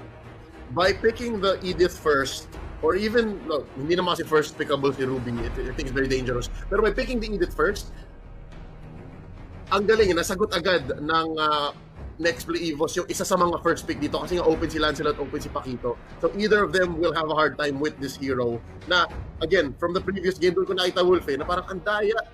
Hindi niya ult ha, dalawa CC na solid. Yep. That is true. Kaya nga naman may mga arguments na baka Brave Smite yung maganda para sa isang Edith. I think we saw that game too. Pero kadalasan kasi concussive blast yung nakikita natin dito sa Tenacity. At least professionals sa Pinas. Yeah. Brave Smite, di ba? Parang sobrang tagal mo na hindi narinig yun. It has been a long time. Okay. Brody versus Clint. Kung ano yun, real quick, it heals when you commit a CC. It heals you a little bit pag nag-CC ka. But yes, Brody versus Clint, it's a tale as old as time now in 2022. Yup, ito na. Bakbakan na, but Sicilian back onto Yelly Hayes. I wonder what will be the approach now para sa side ng ONIC Philippines. Knowing na meron nga nitong hero na to, will they go for a matchup na pwedeng i-punish yung pagiging slow ng isang Sicilian? I mean said, Lilia ang magiging sagot dito ng ONIC Philippines. Are very confident with this. Yung thing is, wala pa tayong nakikitang jungler. And ang problema kasi, I would say, sobrang uncharacteristic ng drafting pattern ng ONIC Philippines in game number 3 dahil ni-reveal agad kita mo Lancelot, Pakito, Esmeralda, di ba? Parang you're saying na hindi na talaga jungler yung Pakito, but in this case hindi mo din alam kung saan mapupunta itong Pakito. Is it going to be jungler? Is it going to be the position 4 or magiging explain ba siya? You don't know. This time, I like the plan. Ito na yung naging problema nila. Dan, kanina. Even the Clint and Lilia, hindi mo rin masabi. Kasi pwede rin sila mag-switch ng mid or gold. So, back to the classic ONIC, keep you guessing play style. Or even in the draft dito, si Coach Yeb. So, I love it. And yes, you mentioned the Ruby. Ayaw na rin ng ONIC yun. It's so punishing, even with these two ranged heroes. The margin for error is just so huge. But now, next play was taking out the Yuzhong. Naamoy mo ba, Wolf? Posible ba na baka meron pang lugar para sa glue? I think so. Maganda siya. Yeah, it could be good for... Baka mas masingit pa. Baka masingit pa ng next play. Yeah, for both teams actually. Both them. Yeah. Kasi itong Pakito, like I said, pwede pa siya maging jungler. And iba, just ban na Natalia. Great pick, great decision mula sa NXP EVOS to ban this out. Natalia and Karina. So, meron pang ano. Ayun, so may Karina pa. So, I think H2 is okay here. Yes, madami pa siyang heroes. They go for the Rafaela. Back to the basics para sa ONIC Philippines. 100% sure na itong Pakito. Actually, hindi pa pala. Pwede pa siya maging jungler or XP lane. Still waiting on that. And because of that, kukuha ba ng clue ngayon ang NXP? Decent laban sa mga heroes ng side ng ONIC Philippines. At maganda siya pang peel. Now, may Karina pa na available para sa NXP. At the same time, may Lancelot pa. So, babalik ba nila yung Lancelot H2? Or maybe Hayabusa. Walang hard CC ang ONIC Philippines na reliable. Meron sila hard CC from both the Paquito as well as this Holy Baptism mula doon sa Rafaela. Pero wala sila nung mga tipong super duper instant stun na pang-catch doon. Instead, Bane ang magiging sagot ng NXP EVOS as their jungler. And going for the Lolita. So, going back really to the basics, yung Lolita, great versus the Clint, and there's the glue. Sobrang ganda na glue para sa side ng ONIC Philippines. Actually surprised na hindi na ito yung last pick nila. Umabot sa point na last pick pa to. But it's really good versus the composition of NXP. NXP, very artillery focused. As in, kahit si Bane, kahit yung Bane nila parang gusto lang din mag-deal ng damage tapos poprotektahan sila ng Edith at saka ng Lolita. But, Wolf, I have a question for you now that we've wrapped up this draft. Remember the time wherein sobrang talamak ng Lolita? I'm guessing 2020, gano'n, early 2020. Ang sagot sa kanya, Lilia. Kasi napapasabugan siya, hindi gumagana yung shield. Yep. Is this a clear interaction? Okay lang ba ang ONIC dito? Kakayanin pa nilang Lolita? Yes, and I think that they're not really that concerned about it. I think yung talaga nakaka-counter lang naman kasi talaga ng Lolita is this Clint. And if you think about it, wala silang pang-cancel doon sa Dominant Blast na straight up. So maybe doon na sila magiging concerned about this. So if you're asking me, are they okay na may presence na Lolita? Yeah, surely. Kasi meron naman din silang clue. If ever, meron silang way para ma-visionan agad kung nasan si Lolita and maybe stop Lolita from casting the ultimate or at least they're finding a good position for the ultimate. Okay. Looking forward to it. Again, both teams slowly gumaganda yung identity ng draft nila and it took 4 games. We're in game 4 now. In the lead ng NXP EVOS 2-1. Also, we're learning about Sicilian. Next to EVOS, mukhang spam Sicilian sila dito. And so far, I'm not even missing Ivor Farsa. Parang, ang lupet ni Sicilian ngayon sa metagame, it's because yung battle mages dati natin, si Farsa and Eve, kapag nag-ult sila, wala na, finish na. Diba? It's either you win or you wait, you back out. Ito si Sicilian, basta meron kang Bat's Impact or yung Sanguine Claws, okay, yung ult mo parang extra na lang siya, di ba? Tapos gumagalaw-galaw ka pa. That's right. You're very mobile. So, I understand the priority they have on Sicilian. Me too. Honestly, feel maganda pa rin yung Sicilian sa game na to. Looking at the composition of ONIC Philippines, parang walang pang punish dun sa Sicilian, at least. By punish, I mean yung aabot dun sa late game kung saan makakontest siya. Pero kasi itong Sicilian, ang gagawin na niya talaga mag-farm until such point na sobrang lakas na burst na niya as we saw in the previous game. And here's something new, Wolf. Si Hatred na ngayon ang naging full-on roamer. I was expecting actually Oh My Baloyski. Pero si Greed ngayon ang nakalilya. Okay. That's very interesting. Ang last time nakita ko ng Rafaela, si Hatred was the last game of the M3 World Championship. And it just doesn't translate well to me. Kasi parang malikit si Hatred. Yep. Ang daming mechanical nuance ng batang to. 'Di ba? Sobrang galing ni Gaylord sa totoo lang sa mga microhan. But when you give him a hero like Rafaela, para ano lang siguro yan? The early days of Chuck no Rafaela. Kailangan natin masanay. Yeah. Siguro nga talaga gano'n. Nakikita natin na si Chuck no na Rafaela, yung Rafaela tas may tag na Chuck no, parang wait a minute. Asan ang talon? Asan ang 5-man knock-up dito? But at least nakakatama pa rin siya ng baptism. So, still needs a lot of... Did you see that? The H2 donut connection, nakita mo nag-flicker in si Marky, munti ka na mapatay si H2, pero na-stun ni Donut. Na-save niya yung jungler niya. Still no kills here. 1 minute 30 seconds in. About 300-400 gold lead ng ONIC Philippines at nansusuplex si Ureshi dito sa top lane. This is odd. Nananalo yung Edith sa glue. And I'm guessing that's because of the concussive blast as well. First blood off camera, papahirapan naman ng ONIC dito. si H2 sa pagkuha ng ONIC buff. Magandang start para sa ONIC Philippines, pero yung top lane, yun nga lang, ilay panalo. Dilar has Petrify now. So, hindi siya yung tipo mga flicker or yung execute na inaabangan ko. Still wishing na makakita tayo ng execute glue. Execute. Pero this time, it's just Petrify. Ganda lang dito, si Flick ay nakakachempo sa ating laban. And he's actually a level ahead. Kaso, wala siya. May retreat siya actually. Pero hindi niya, tempted to not go for it. And instead, H2 will be able to secure that. Yep. Give respect. Flick is respecting H2. Still one of the most talented junglers in the game right now. And on point siya, Rumetri. Again, we've known him to steal certain objectives that he has no business doing. So I gets ko yung ginagawa ni Flick dito. But still, again, next play EVOS, they're behind maybe 500 gold. So, okay na. Kaya rin hindi nagpipilit si Flick na mag-steal. Sobrang standard ba nangyayari natin ngayon? Yep. Imagine po nung Game 1, Game 2, we're saying na bakbakan, tapos yung Game 3 was super duper odd.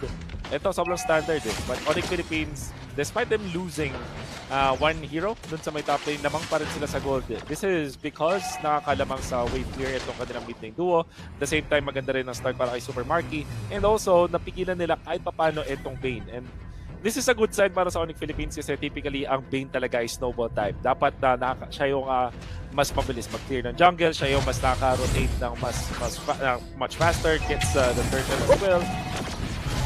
They forced out the black shoes from Greed. Ang ngayon, papaulanan. Si Donut ng damage dito. Fortified memory!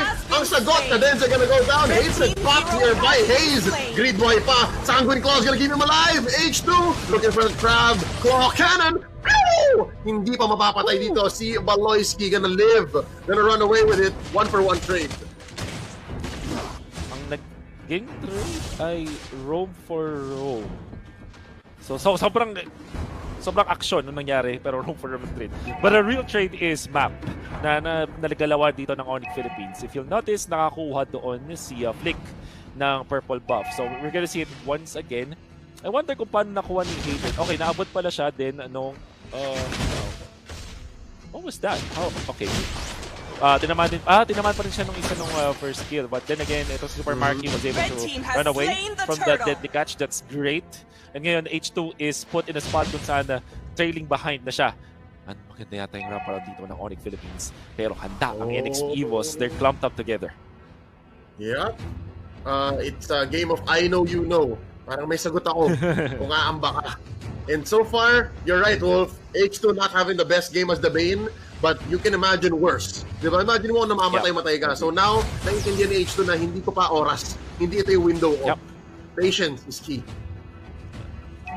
Yun naman ang super agree ako kasi parang as long as hindi naman din talaga napupugo dito si H2, they're fine.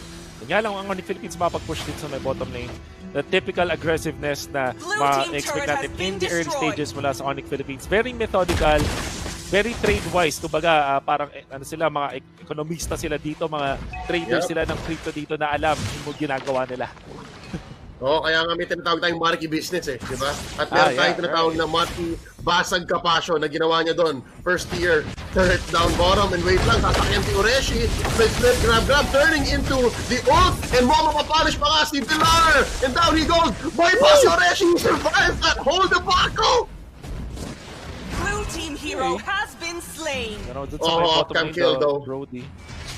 Yeah, sobrang ahead ni Marky dito. Seen it before na sobrang heavy marking yung game number 3 but they still managed to get back with Donut just farming at Brody din yung hero na yun. Top lane, sobrang curious ako why that was a very big indecision and very, I would say, uncharacteristic na Dilarski. Usually when you're seeing Dilarski, calculated to, alam niya kung kailan siya magda-dive, whatsoever. He knows when he's gonna stay alive, but he stayed under the turret dun sa may top lane dahil doon ay na-punish pa nga sila. Then again, not too bad para sa side ng ONIC Philippines. Nakakuha pa rin sila ng mga big objectives. At nagamit na yung deadly catch sa may mid lane. So, at this point, green light na to para mag-turtle yata ang ONIC Philippines. Yep. So, sobrang alam ni H2 na hindi sila offensive ngayon, defensive sila. So they cannot afford to lose that mid lane turret, just like they did in the last game, game number 3. Yun din ang naging priority nila. Black Shoes already used up. Second turtle, third turtle, if I'm not mistaken, of the game going over to ONIC Philippines right now. Again, flick on point, timers on point.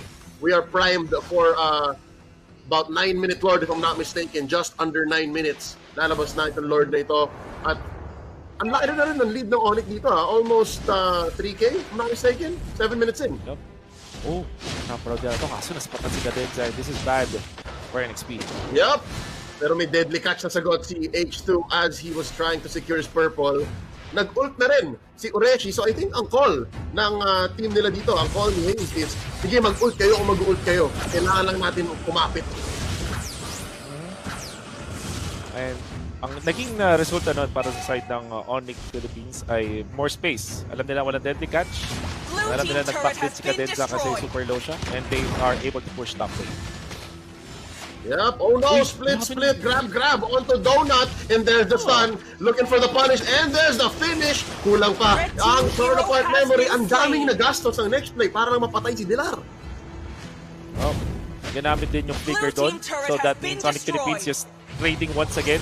Ito na yung ito na yung prime time ONIC Philippines, the banana split that we're talking about.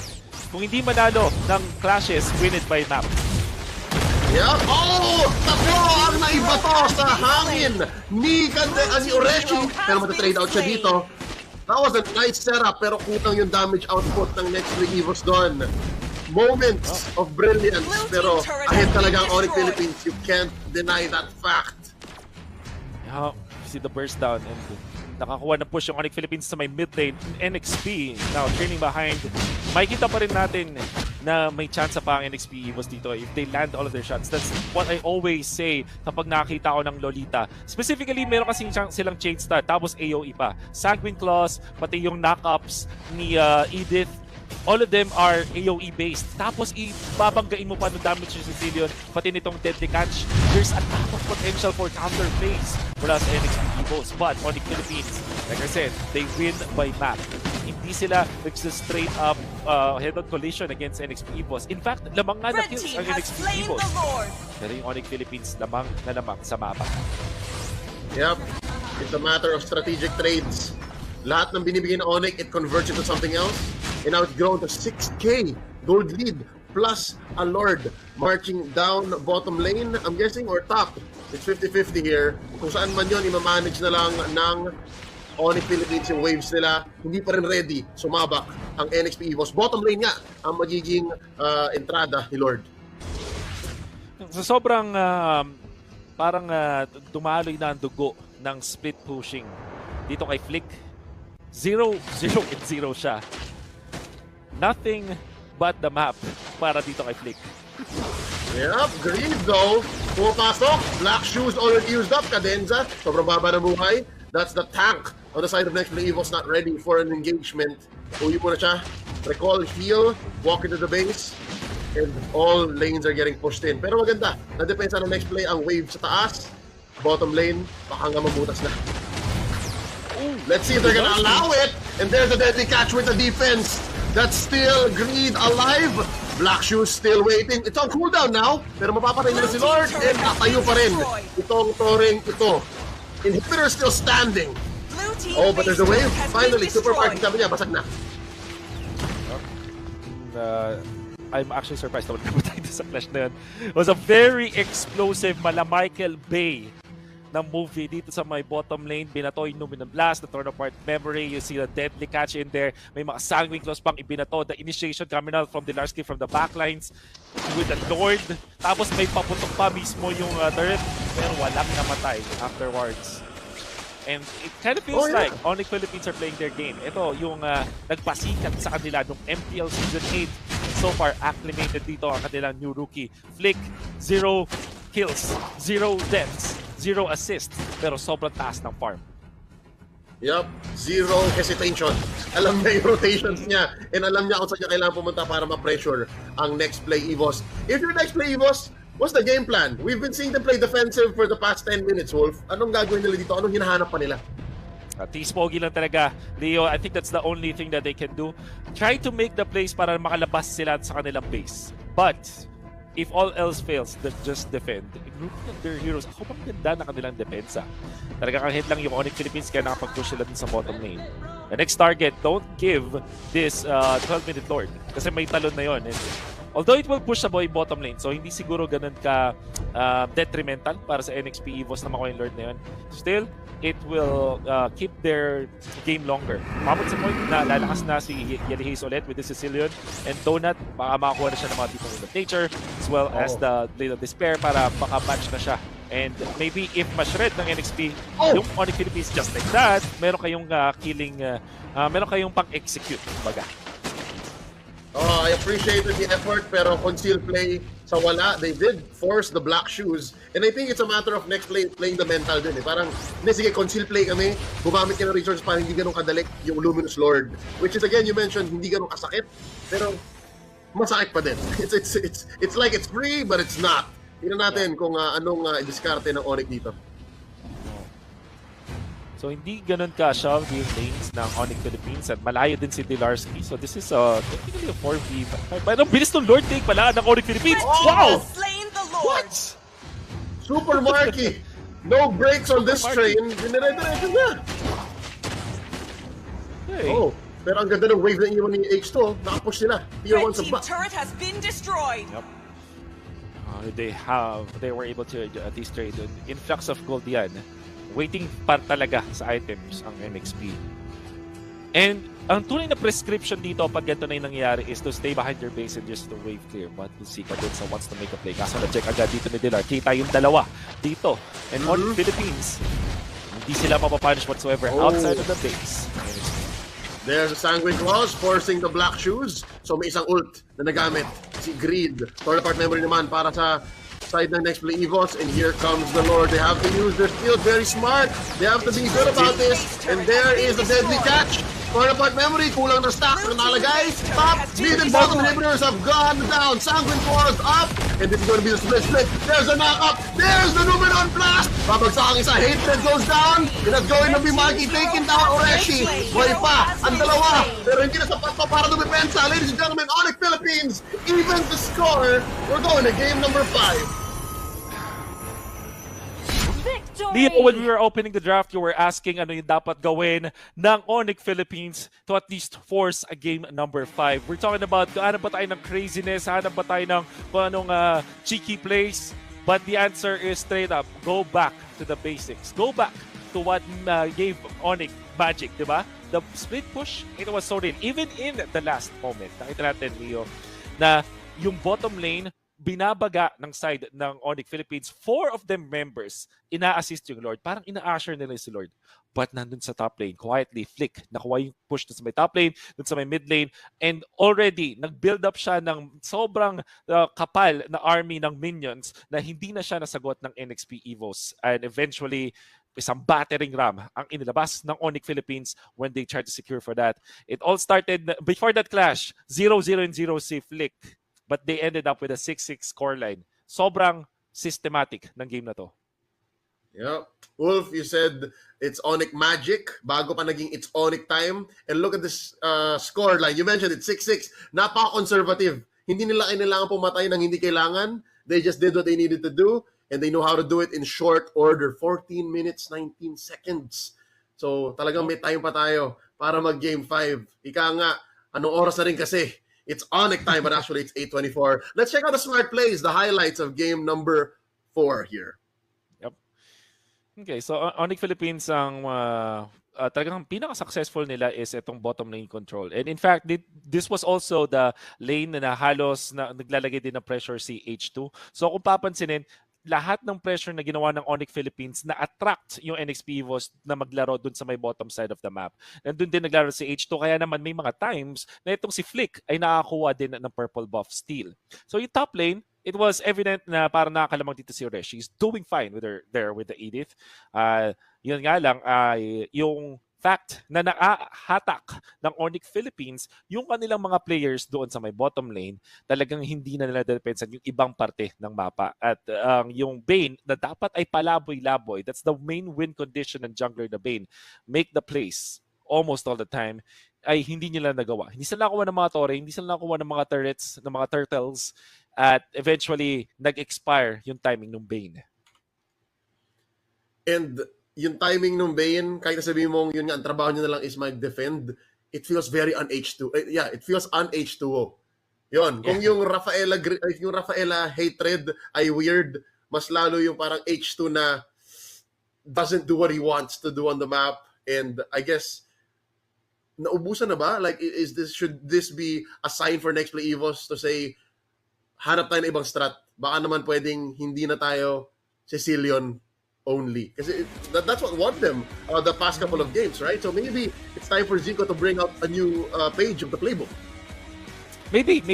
I think yung Sicilian ay parang sobrang one-dimensional niya. Just farm and take it to the late game kung saan ka malakas. One-dimensional in a way na wala ka naman talagang magagawang play na kakaiba. Unless sobrang cracked mo with your sanguine claws. But usually, hindi mo i-risk yun. You're just gonna sit there in the mid lane, make sure na hindi siya push as much as possible.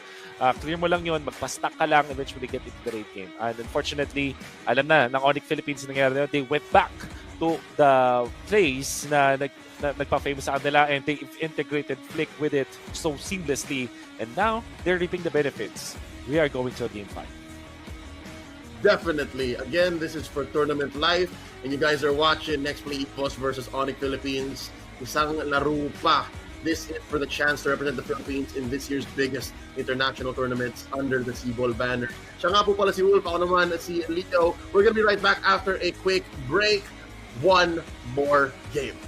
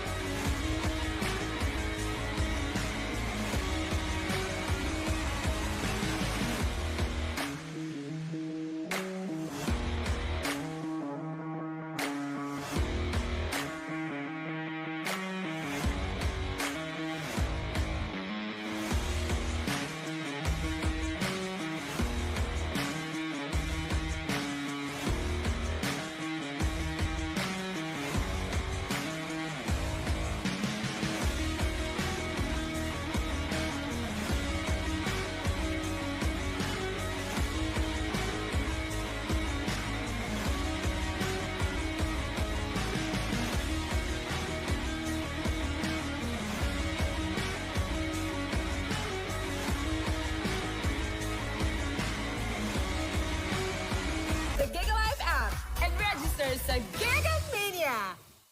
Ready na ba kayo sa Grand Raffle Prizes ng Gigamania? Samsung set, Apple set, and Toyota Corolla Cross Hybrid. Para maging yours, download the GigaLife app and register sa Gigamania! Ready na ba kayo sa Grand Raffle Prizes ng Gigamania? Samsung set, Apple set, and Toyota Corolla Cross Hybrid. Para maging yours, download the GigaLife app and register sa Gigamania! Ready na ba kayo sa Grand Raffle Prizes ng Gigamania? Samsung set, Apple set, and Toyota Corolla Cross Hybrid. Para maging yours, download the GigaLife app and register sa Gigamania! Ready na ba kayo sa Grand Raffle Prizes ng Gigamania? Samsung set, Apple set.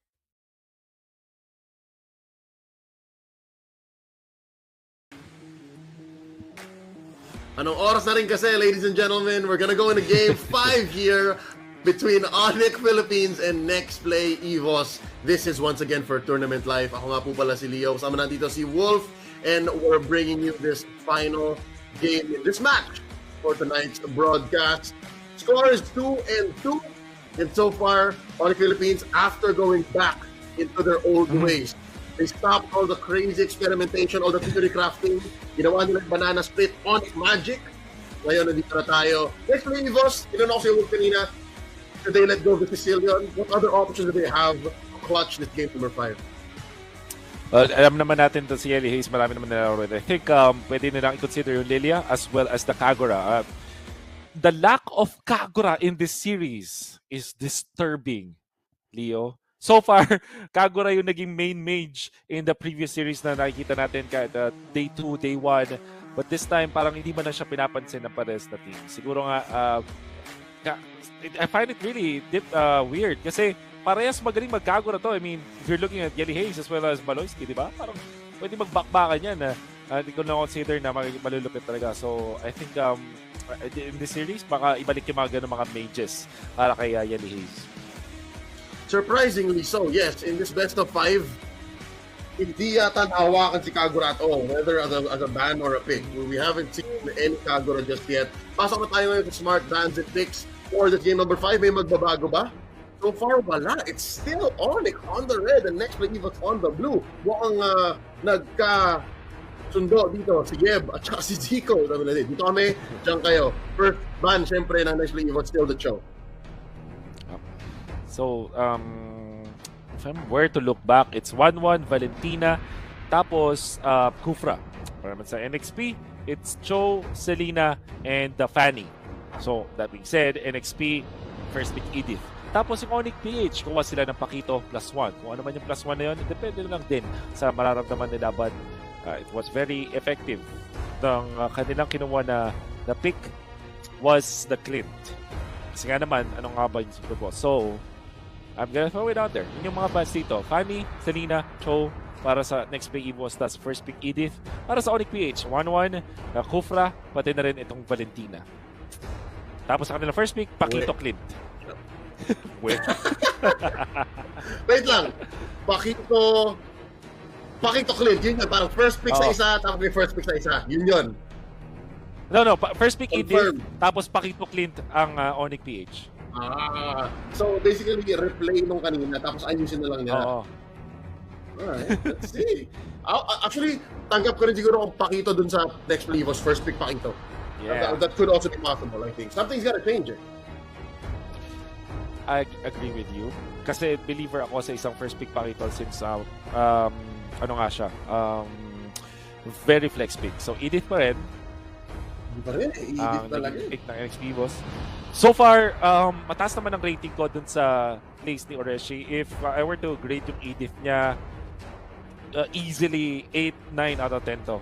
So far, even the overall performance of this rookie din mula sa side ng NXP EVOS ay maganda rin. So, I like it. They're looking really well. And so far, Wolf, hindi natin alam kung tama ka pa o mali. Dahil again, ang call mo is Pakito Clint, di ba? Pakito Clint. Let's see. Flick and Marky, they can just go off of momentum. Literally, parang reload lang nila yung game number 4, right? Pero hindi. May nagbago na. Immediately, it's gonna be the Lilia still from the lineup of last game and the Pakito. Lilia, Pakito. Oh, you know why? Because you asked this, magbabago ba dapat ang diskarte ng NXP? Kasi masyado na silang nag-overstay doon sa Sicilian. Diba? And now, ONIC, sabi nila, teka lang baka nakawin yung Lilia natin pag hindi natin muna kinuha. Kasi alam nila maging clean sila eh. Lilia is the only mage dun sa trio na sinasabi ko palagi, the Farsa, Eve, Lilia, na natira na hindi na nerf, untouched. So technically speaking, tumaas sa power rankings itong Lilia or sa mga tier lists natin. Having said, kinuha agad yan ng ONIC PH. Ayaw nila magpagutin. But it means makukuha dito yung Clint ng NXP EVOS.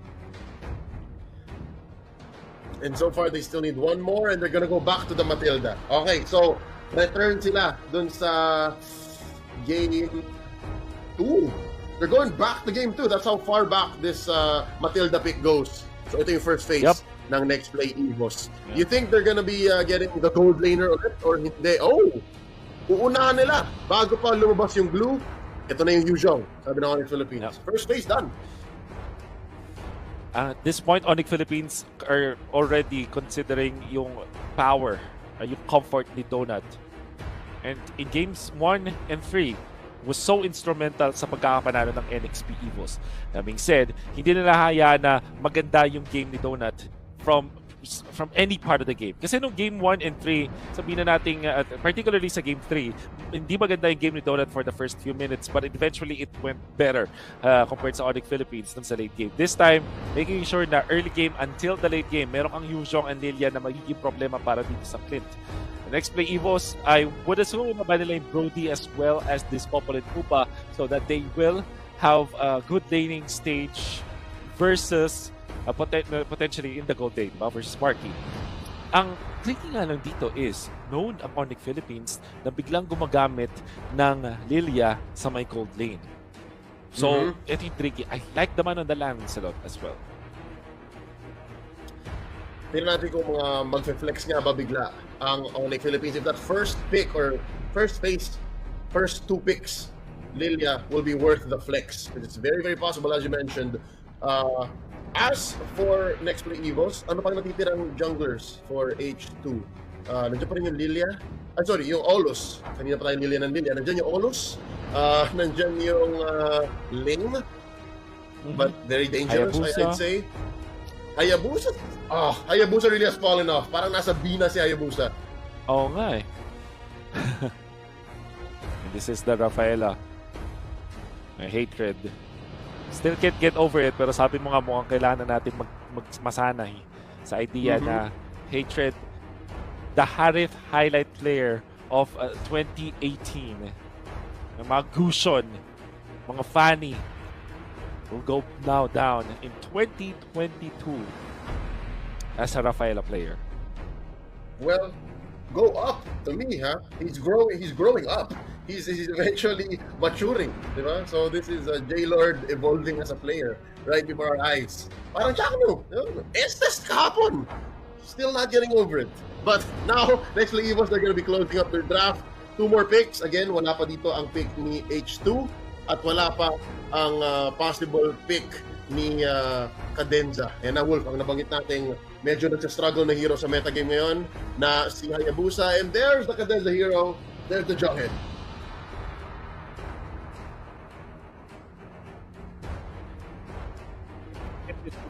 Actually, di ako surprise kung Baloyski hero to. Or maybe yung mga Brody. Just to have a game ender for this game. What would be their choice? Esmeralda is still open. Pero hindi din siya ganun kaganda. I'm thinking yung Lilia baka ilagay nila sa gold lane, honestly, to win this lane versus Clint. Or get a late game Mars. Maybe Claude? A Claude. Kaso nga lang, sobrang bilis ng spike ng next play. So ito, sasagutin nila mano-mano, Clint versus Brody. Yep. Alam mo yung game 4 and 5, so sobrang used natin na makita na nakakaiba yung mga picks ng ONIC PH in the past 3 days, including this day sa SIBOL 2020 National Team Selection. Sobrang creative nila. Kakaiba yung mga pinipick nila. And then come the last 2 games of the day, you're always overthinking, this will be a delay, the gold day, kung ano man to. And then they go back to the basics. Clint ng previous game, Brody gold lane in this game, super standard Rafaela plus Lilia, Yuzhong to counter the marksman of the enemy, super standard gameplay. Ano siya, well, basically, salang sa lamig, salang sa init, always keeps you guessing, and that alone makes you uncomfortable, and that might be one of the gambits in Coach Yeb's arsenal. Pero si Zico hindi naman magpapa-isa dito. He's giving them their comfort heroes, and again, after the Sicilian games of the previous games in the series, binigay niya na ulit yung Matilda ni Hayes. So we'll see. It looks like a very hyperactive lineup. So totoo lang, the Clint and the Hayabusa, great mid-game spike. Tapos syempre, ang ganda ng mga single targets nila in that Jawhead and in that Matilda. They can confirm kills and convert very, very fast. Game number 5, it comes down to this. One of these teams have to stop their journey in trying to become part of SIBOL 2022. Next to EVOS versus ONIC Philippines. They're starting on the same side, Wolf. Same side of the jungle. Purple for ONIC, orange for next play. Okay, so unfortunately para Denza ang kanyang na-ejector ay yung Pakito mismo. So hindi niya marireset whatsoever itong purple buff. While ito naman si Creed, already playing forward, we need to say ay makabante agad siya. Marky, nice flicker out. Pero no punish whatsoever. Already, these two players are duking it out. Kaso lalamang dun si Donut, knowing na meron pa siyang flicker. Yep, that's 2 minutes na medyo nasa danger zone si Super Marky after this recall. Na alam niya rin eh, you can see in the minimap, kinokontrol niya rin yung wave. Para lang din hindi gano'ng kadali yung cart management ni Donut. Bottom lane, Ureshi versus Dilar. Kumusta naman yung matchup na to? What's the matchup like between a Yuzhong and an Edith? At least in the laning stage. I think yung idea na yung passive ng Yuzhong tas melee versus melee based siya, nalalamang din yung Yuzhong almost all the time. At lalamang siya kasi hindi siya ever matatalo. At minimum 50-50. Kaya naman ang mga nakikita natin na heroes parang kay Dilarski, go siya doon ni Hayabusa. Goes down. First blood, we were just talking about it, mentioned it, nag-iba yung dynamic, hindi na siya 50-50 of course. Nabisita siya ng jungler. Hahanap tayo kung saan pupunta si Flick. Saan niya mahanap yung pagbawi dun sa early death ni Dilar. Start of this turtle. Nasa side siya ngayon ng ONIC. Greed. Posing up. Nandito na rin si Hatred. And it's gonna be a turtle. Clean going over to ONIC Philippines here. Red team has try. slain the turtle. So ang naging ideology ng mga teams, okay, Super Marky will probably go down Red here. team hero has been slain. Interestingly enough, he was a little too forward, and of course, next play EVOS, bibigyan talaga siya. What you were saying, the mindset. Yeah, dun sa may bottom lane, nung ginaw ni H2 doon si Dilar, he had to use his ultimate. And parang ano siya, hidden na go signal para sa ONIC Philippines na mag-take ng Lord. Yun nga lang, ang problema dito sa ONIC Philippines is hindi sila nagkaroon ng enough time para maka-respawn dun sa kanilang top lane na Brody, and Super Marky drops in that top lane. Nakakuha ng konting salida dito si Donut with that 1-1 assist. And mid lane still at parity. H2 here. Trying to go for greed. Ayaw niyang pindutin. Hindi siya mag-commit dahil ito nga ay isang Lilia that could just press the black shoes na may purify pa. So greed can just get away with it. Right now, it's going into the babysit nation sa gold lane between ONIC and NXP. Oh, ejector though! On to one! Hatred na huli dito. That's gonna be another kill going over next play EVOS. Ang ganda pwesto mula kay Cadenza. And obviously, ONIC Philippines, si Hatred, hindi niya talaga na-tansya na meron tao doon. He didn't exchange to Matilda, pero mukhang outer turret energy shields na lang dito sa may bottom lane ang kapalit. Mid lane, I mean. Oh. Yep, forcing out the flicker. So alam nila na si Hayes ay hindi ganoon ka-mobile. Itong mid lane ay medyo vulnerable. Fast push ng next play EVOS sa top lane. Saan kaya makakaroon ng bawi ang ONIC dito? Ureshi. Threatening and engage. Ito rin no, ang gandang combo nito, Wolf. Yung circling eagle plus suplex. Oo. Ang daming chain CC actually ng NXP. Imagine Matilda at saka Jawhead. Dati, pinag-aagawan to noong MPL Season 7 and 8. This time, hindi mo pwedeng nakikita mo together in one team. And that's scary. Feeling ko hindi na wala yung value na pwede mo makuha mula dun sa unstoppable force dahil reliable stun siya. As well as the circling eagle. So a lot of confirmed from NXP EVOS with their composition. Red team has slain the turtle. Yeah. And Black Dragon form ginamit dito ni Dilar para lang ma-ensure na walang papasok at makukuha nila ang turtle, second turtle of the game here. But where is next play EVOS' lead coming from? Yes, na-push nila yung top lane. Yes, they do have 3 kills. Is that what explains this, Wolf? Kung bakit nga ba ahit sila ng mga 2K? That's the only thing that really gives them the advantage. Right now, Red team hero na to, has been slain. sobrang gandang timing mula kay Cadenza. Man, so far this guy is proving to be a good addition para sa ng NXP EVOS. Ibang klase yung control niya dito sa mapa. And with a traditional roamer on the jawhead, hindi na yata sanay ang ONIC Philippines dito. Lagi silang nahuhuli ng joint na to. So far, si Hatred nakuha na 2 kills on 2 deaths. I mean, on Here Comes Dilarski. Napakagandang performance on this. Oh! Black Shoes already used up. Plus the quad shadow. Ang bilis sumagot ni H2.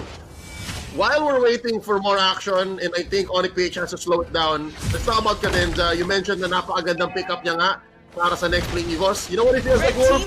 Para siyang 2019 player in a 2022 rookie. And there's a trade happening from top lane to bottom lane. Adrian goes down, Ureshi goes down. Ang gulo. May push na may top lane si Donut Tier 2. Top lane, bottom lane, nagsastruggle siya natin dito si Hayes. Oh my God, what just happened? But the trade did happen. I think mas pabor pa to sa NXP EVOS kasi kahit 1-for-1 yung trades sa top, dito rin sa bottom lane 1-for-1. Tapos inner turret yung nakuha ng NXP EVOS dun sa may top lane. Which means na mas maganda yung kanilang map control. Meron silang konting access dito sa may turret. Push siya naturally. Tapos you see na lumaki din talaga yung economy ng NXP EVOS because of that. Ahead 2,000 over ONIC Philippines. And nagsa-snowball in a game na hindi ganun na lumalamang ang NXP EVOS for sure. Mas maganda yung kanilang late game scaling. Halos pa rin same composition ng ONIC Philippines at NXP EVOS, but whoever is ahead in the early stages of the game, whoever controls the mid game will take this win. Yep. And so far, next play EVOS, ang sinabi nilang decision nila, ang pinapakita lang sa atin is hindi namin gusto yung turtle. May iba kaming hinahanap, and that's turrets and kills. And this whole time, bumabande lang. To, si Cadenza, threatening the ejector there, but that was enough. I think this is Hatred using the flicker. So ngayon, again, another 2 minutes of relative vulnerability. At yung ONIC Philippines, parang sila yung naging biktima ng sarili nilang lason sa ngayon. Yung split pushing, NXP is actually doing it so well. Pag tinakpan mo yung mga names, yung mga team names dito, parang sila yun. Yung ONIC nasa inside. Yep, Circling Eagle able to give enough shields na medyo pumektos pa. Medyo kumanan si Hayes doon. He will still go down. Hatred still alive.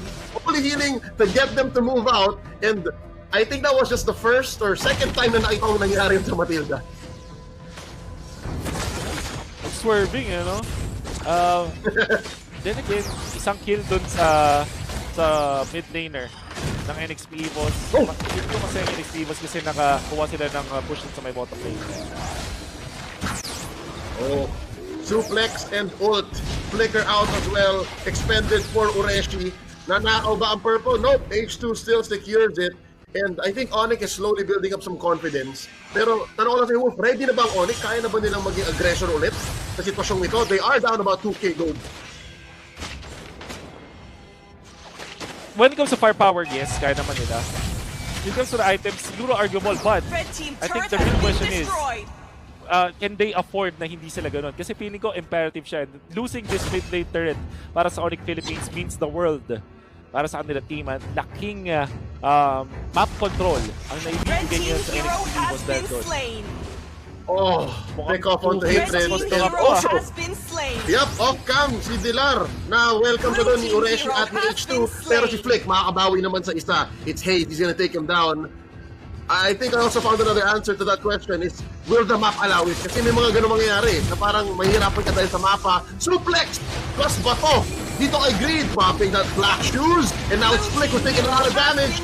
Traded out for Cadenza. No, Flick's gonna get away with it. There's a shadow kill onto Greed. Still alive. One shuriken toss. And that's going to be the trade. And the stun. Turn up my memory. Down goes H2. A shutdown by Super Marky. Oh my God, Marky! Super Marky played that well! Sobrang lupit na. Okay. The breakdown was, nakakuha ng kill si Flick with an aggressive maneuver with a punish. Tapos, nabuhay pa siya afterwards. Dahil, pagka-shadow ni H2 forward, isang hit na lang sana ni Flick, na-stun muna ni Super Marky. And then eventually, ONIC Philippines, hindi enough yung stacks ni Hayabusa para mag-focus far yung Ogi Shadow kill kay Super Marky. At dahil doon nabuhay din siya, mas natulungan nga, and then nakaabang agad yung Holy Baptism, and then eventually, enough stacks mula doon naman kay Marky to pop the torn apart memory. What a great recovery because of the confidence, of the composure na meron etong si Super Marky. Yep, and so far, next play EVOS, ang liit ng lead nila. Nasa 1K na lang. Kanina, almost 3K. But they still have map control. Wala pa rin na-convert masyado ang ONIC Philippines due to their past couple of wins. Oh, unstoppable! Fast ejector into that bush. Did not need to use it, pero enough yun para mabigla si Greed na hindi na siya maka-purify.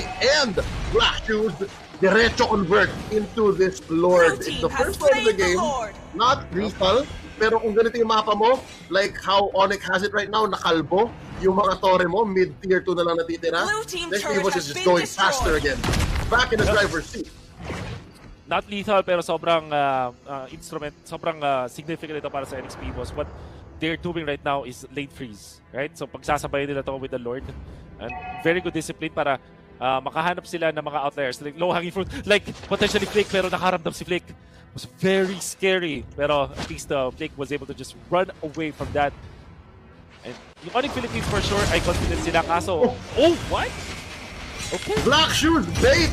Dito ang mag-unstoppable force. Cadenza able to flicker out with his life still intact. Meron pa siyang mortality, mind you. So far, Wolf, you were saying, ang action pack nung past 2 seconds. Yung sasabihin ko sana na komportable dito yung ONIC Philippines kasi meron silang Lilia, but Reed actually walked like he's walking in the park sa may mid lane. Good thing is, alam na niya yung gagawin nila. This was definitely a Black Shoes play. Yep. So far, successful defense by by ONIC Philippines. On to next play, EVOS' Siege. Next target is going to be mid. Nag-pop na ba yung mga inhibitor minion? Yeah, so wala na yung inhibitor defense measures ng ONIC Philippines. So next play was they have to play for the next big play here. Red team I think turret has definitely been makuha nila yung Tori destroyed. na yun. Thing is, si Greed ay meron din tulong ng Rafaela. Siguro ito yung play talaga ng ONIC Philippines kaya meron silang Rafaela kasi parang double layers yung pwedeng maging aggression mula dun sa Lilia. Kumbaga yung Lilia na bilang mage na typically ay nasa backlines ay pwede siyang umangat ng counter.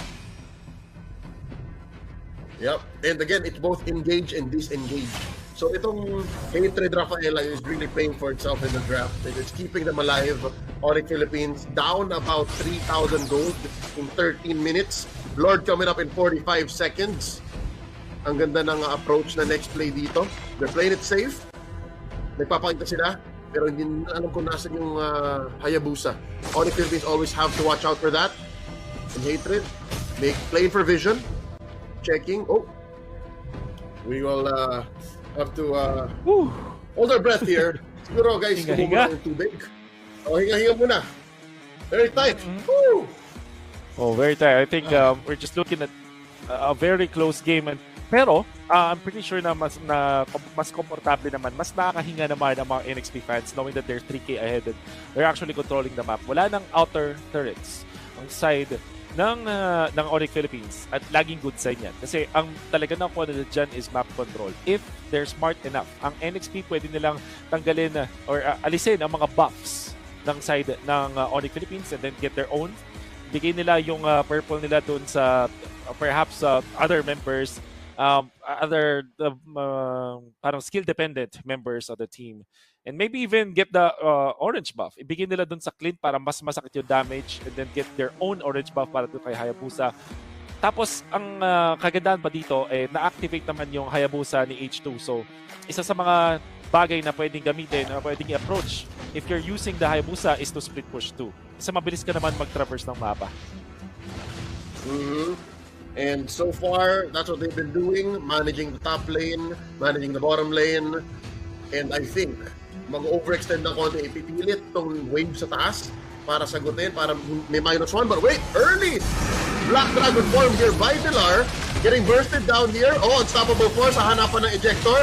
Cannot find it. There's a knockup out to Odenza, popping immortality. At ngayon mag-burst down na rin si Greed. But may bawi sila. Odenza going down as well. And so far, 4v4 pa rin ang labang ito. All of the ultimates used. Siyempre, hindi mo i-count yung kay Flick kasi mabilis yung cooldown yan. But all of the battle spells used as well. Pati yung mga immortality. Pero mukhang lamang pa rin sa control itong next play EVOS, but they are respecting. Alam nila na posibleng pumalag pa rin dito ang ONIC Philippines at Grid is also slowly respawning. Yung trade-off na yun, nagkapalitan, nagkasuntukan lang yung parehas sa teams. And then, nobody coming out ahead. Yun nga lang, para sa ONIC Philippines, hindi ganun ka-healthy yung kanilang lane management, which means na parang NXP ang mas mauna ulit dito sa round 2 ng Lord Dance. Yep, yung team fight kanina, Wolf, papawis lang yun. Walang totoong damage. Walang permanent consequences. But this time around, let's see. Lord and a third of its health. That's going to be the Black Dragon form. Dilar, dumodrowing dito ng mga bilog. And is he gonna get bursted down? Is there enough Shy energy in him? The answer is no. That's gonna be the immortality pop. It's going to be one down. Donut bites it. Wala pang bawi dito. Oh, Dilar finally on the H2. Yung Lord! At mag-back out siya with the guiding winds. Hindi pa tapos yung laban. That's going to be Oreshi flickering on out. And that's 1 for 1. But eventually, next play EVOS gets what they want. Oh, I'm surprised na naboy dun si Flick. Imagine literally going up against 3 members of NXP EVOS, but very good composure. And from NXP EVOS, we are gonna see it once again. Tignan mo dito si Oreshi as well as the Joint, making sure na yung likod ng ONIC Philippines ay makaharangan niya. And H2 also positioned himself well. Pumunta mo na doon sa kaliwa with the Shadow, eventually dipping back into the Lord fight nung kaya na niyang patayin. And Matilda as well, keeping tabs of Dilarski. Look really good para sa ONIC Philippines when it comes to the start, but NXP have found their footing. Yep, and again, NXP now enjoying the largest lead they've had so far. It's always been around this level. It's always been around 3K, 4K at most. 16 minutes in. You gotta give kudos as well to ONIC Philippines. Ang ganda ng defense nila dun sa top lane. And now sasalubungin nila itong waves, mid and bottom. Still a deadlock. Yes, next play EVOS won that last engagement. Pero ONIC knows how to deal with this situation even if they are dehado. Oh, grabe itong game na to. You don't know what to expect. But, abante pa rin ang NXP.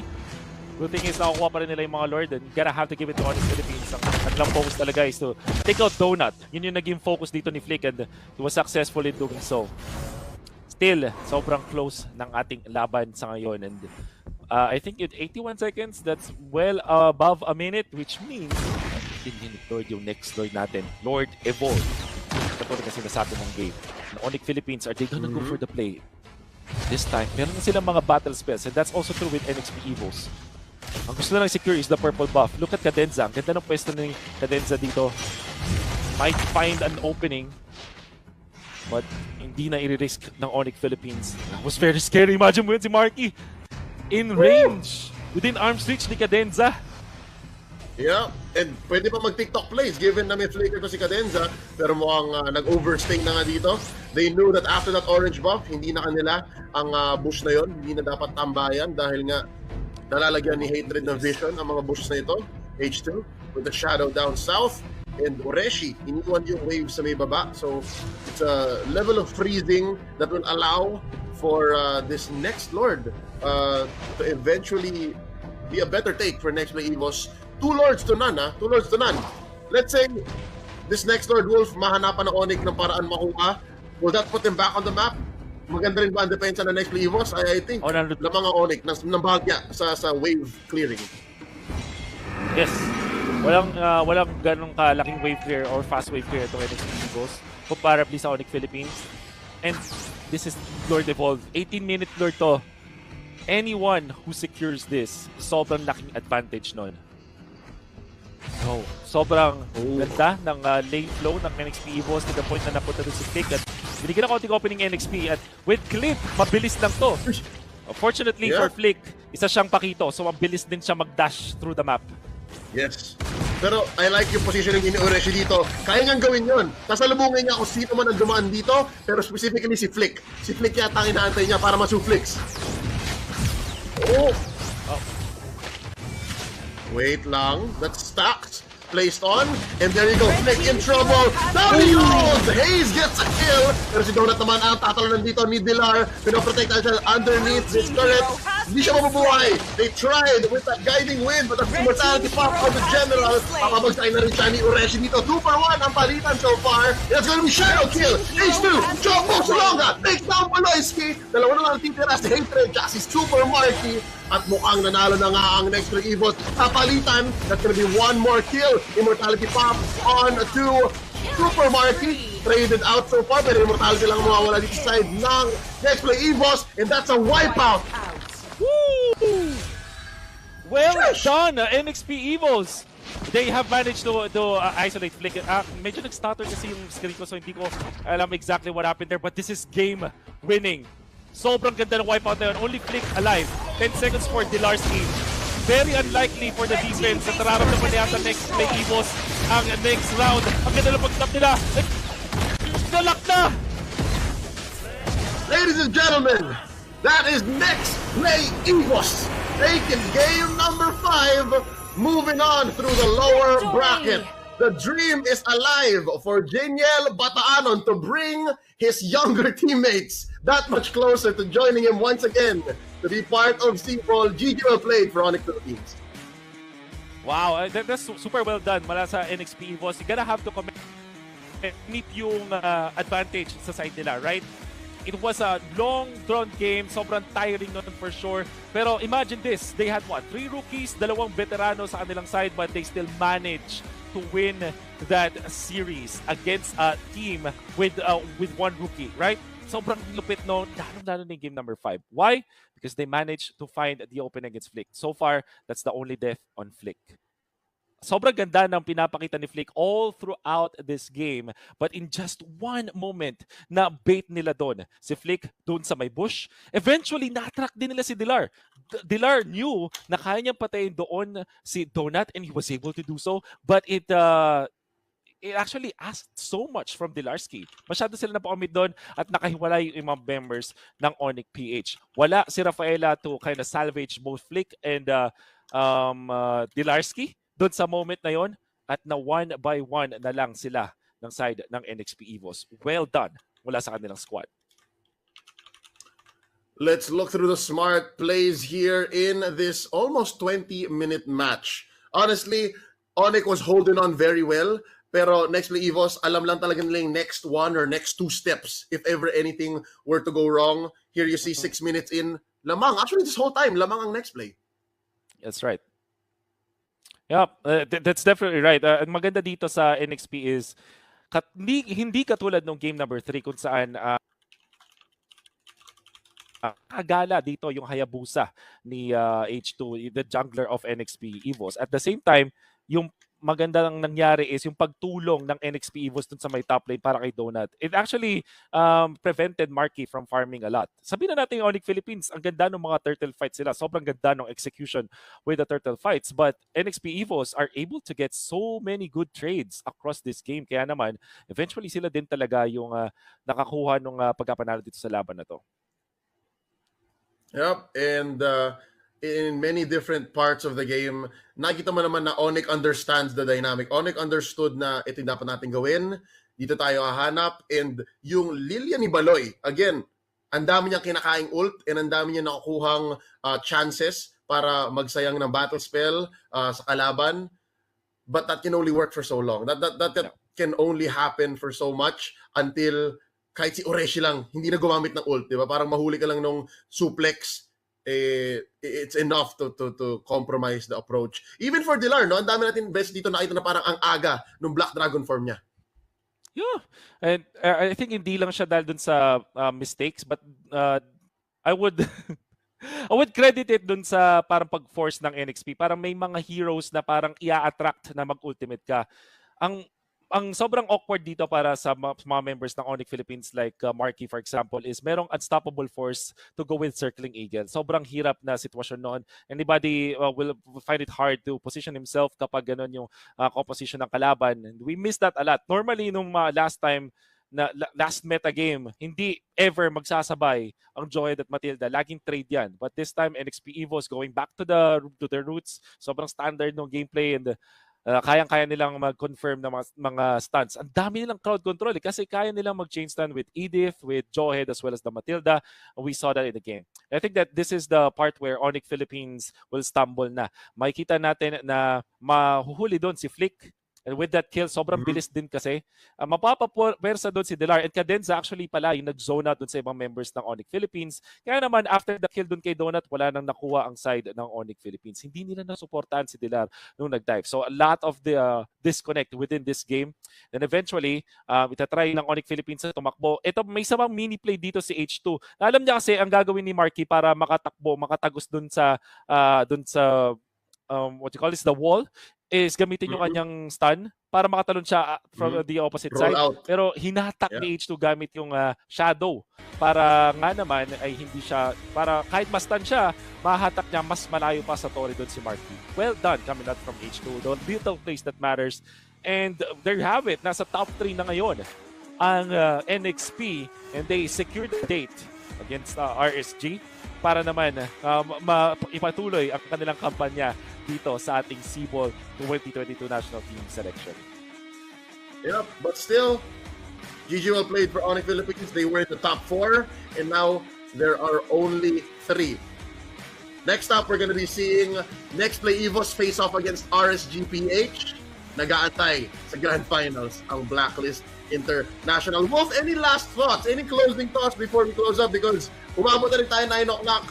5 games yon. This was an elimination round. So many emotions. But again, we want to end on a high note. What do you want to leave our viewers with? Well, I think after all the series na napanood natin sa top 3 natin, lahat tayo ay magiging confident kung sino man na magre-represent sa Philippines. Specifically dahil dun sa prowess ng mga players na to. At ang sobrang surprising na revelation para sa akin ng Team SIBOL 2022 National Team Selection is that even the rookies have something in them.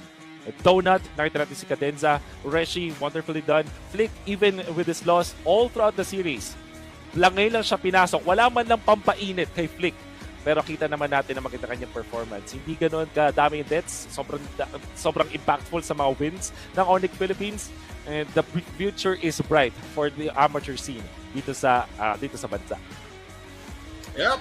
So, with that being said, ladies and gentlemen, I would like to just echo that last part. Ang rookies ay malupit, and tonight, who stole my heart? Kenneth Castro, Cadenza. He helped so much, especially in that last game. Alalahanin yung pangalan na yon, Cadenza, Kenneth Castro, next play EVOS to. Ladies and gentlemen, we're about to close up.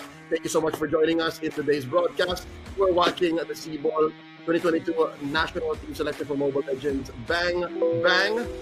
Supported here by Peso, organized by them and powered by Smart. Kung hindi nyo alam, ang Peso ay ang Philippine Esports Organization. Isa silang National Sports Association para sa esports sa Pilipinas.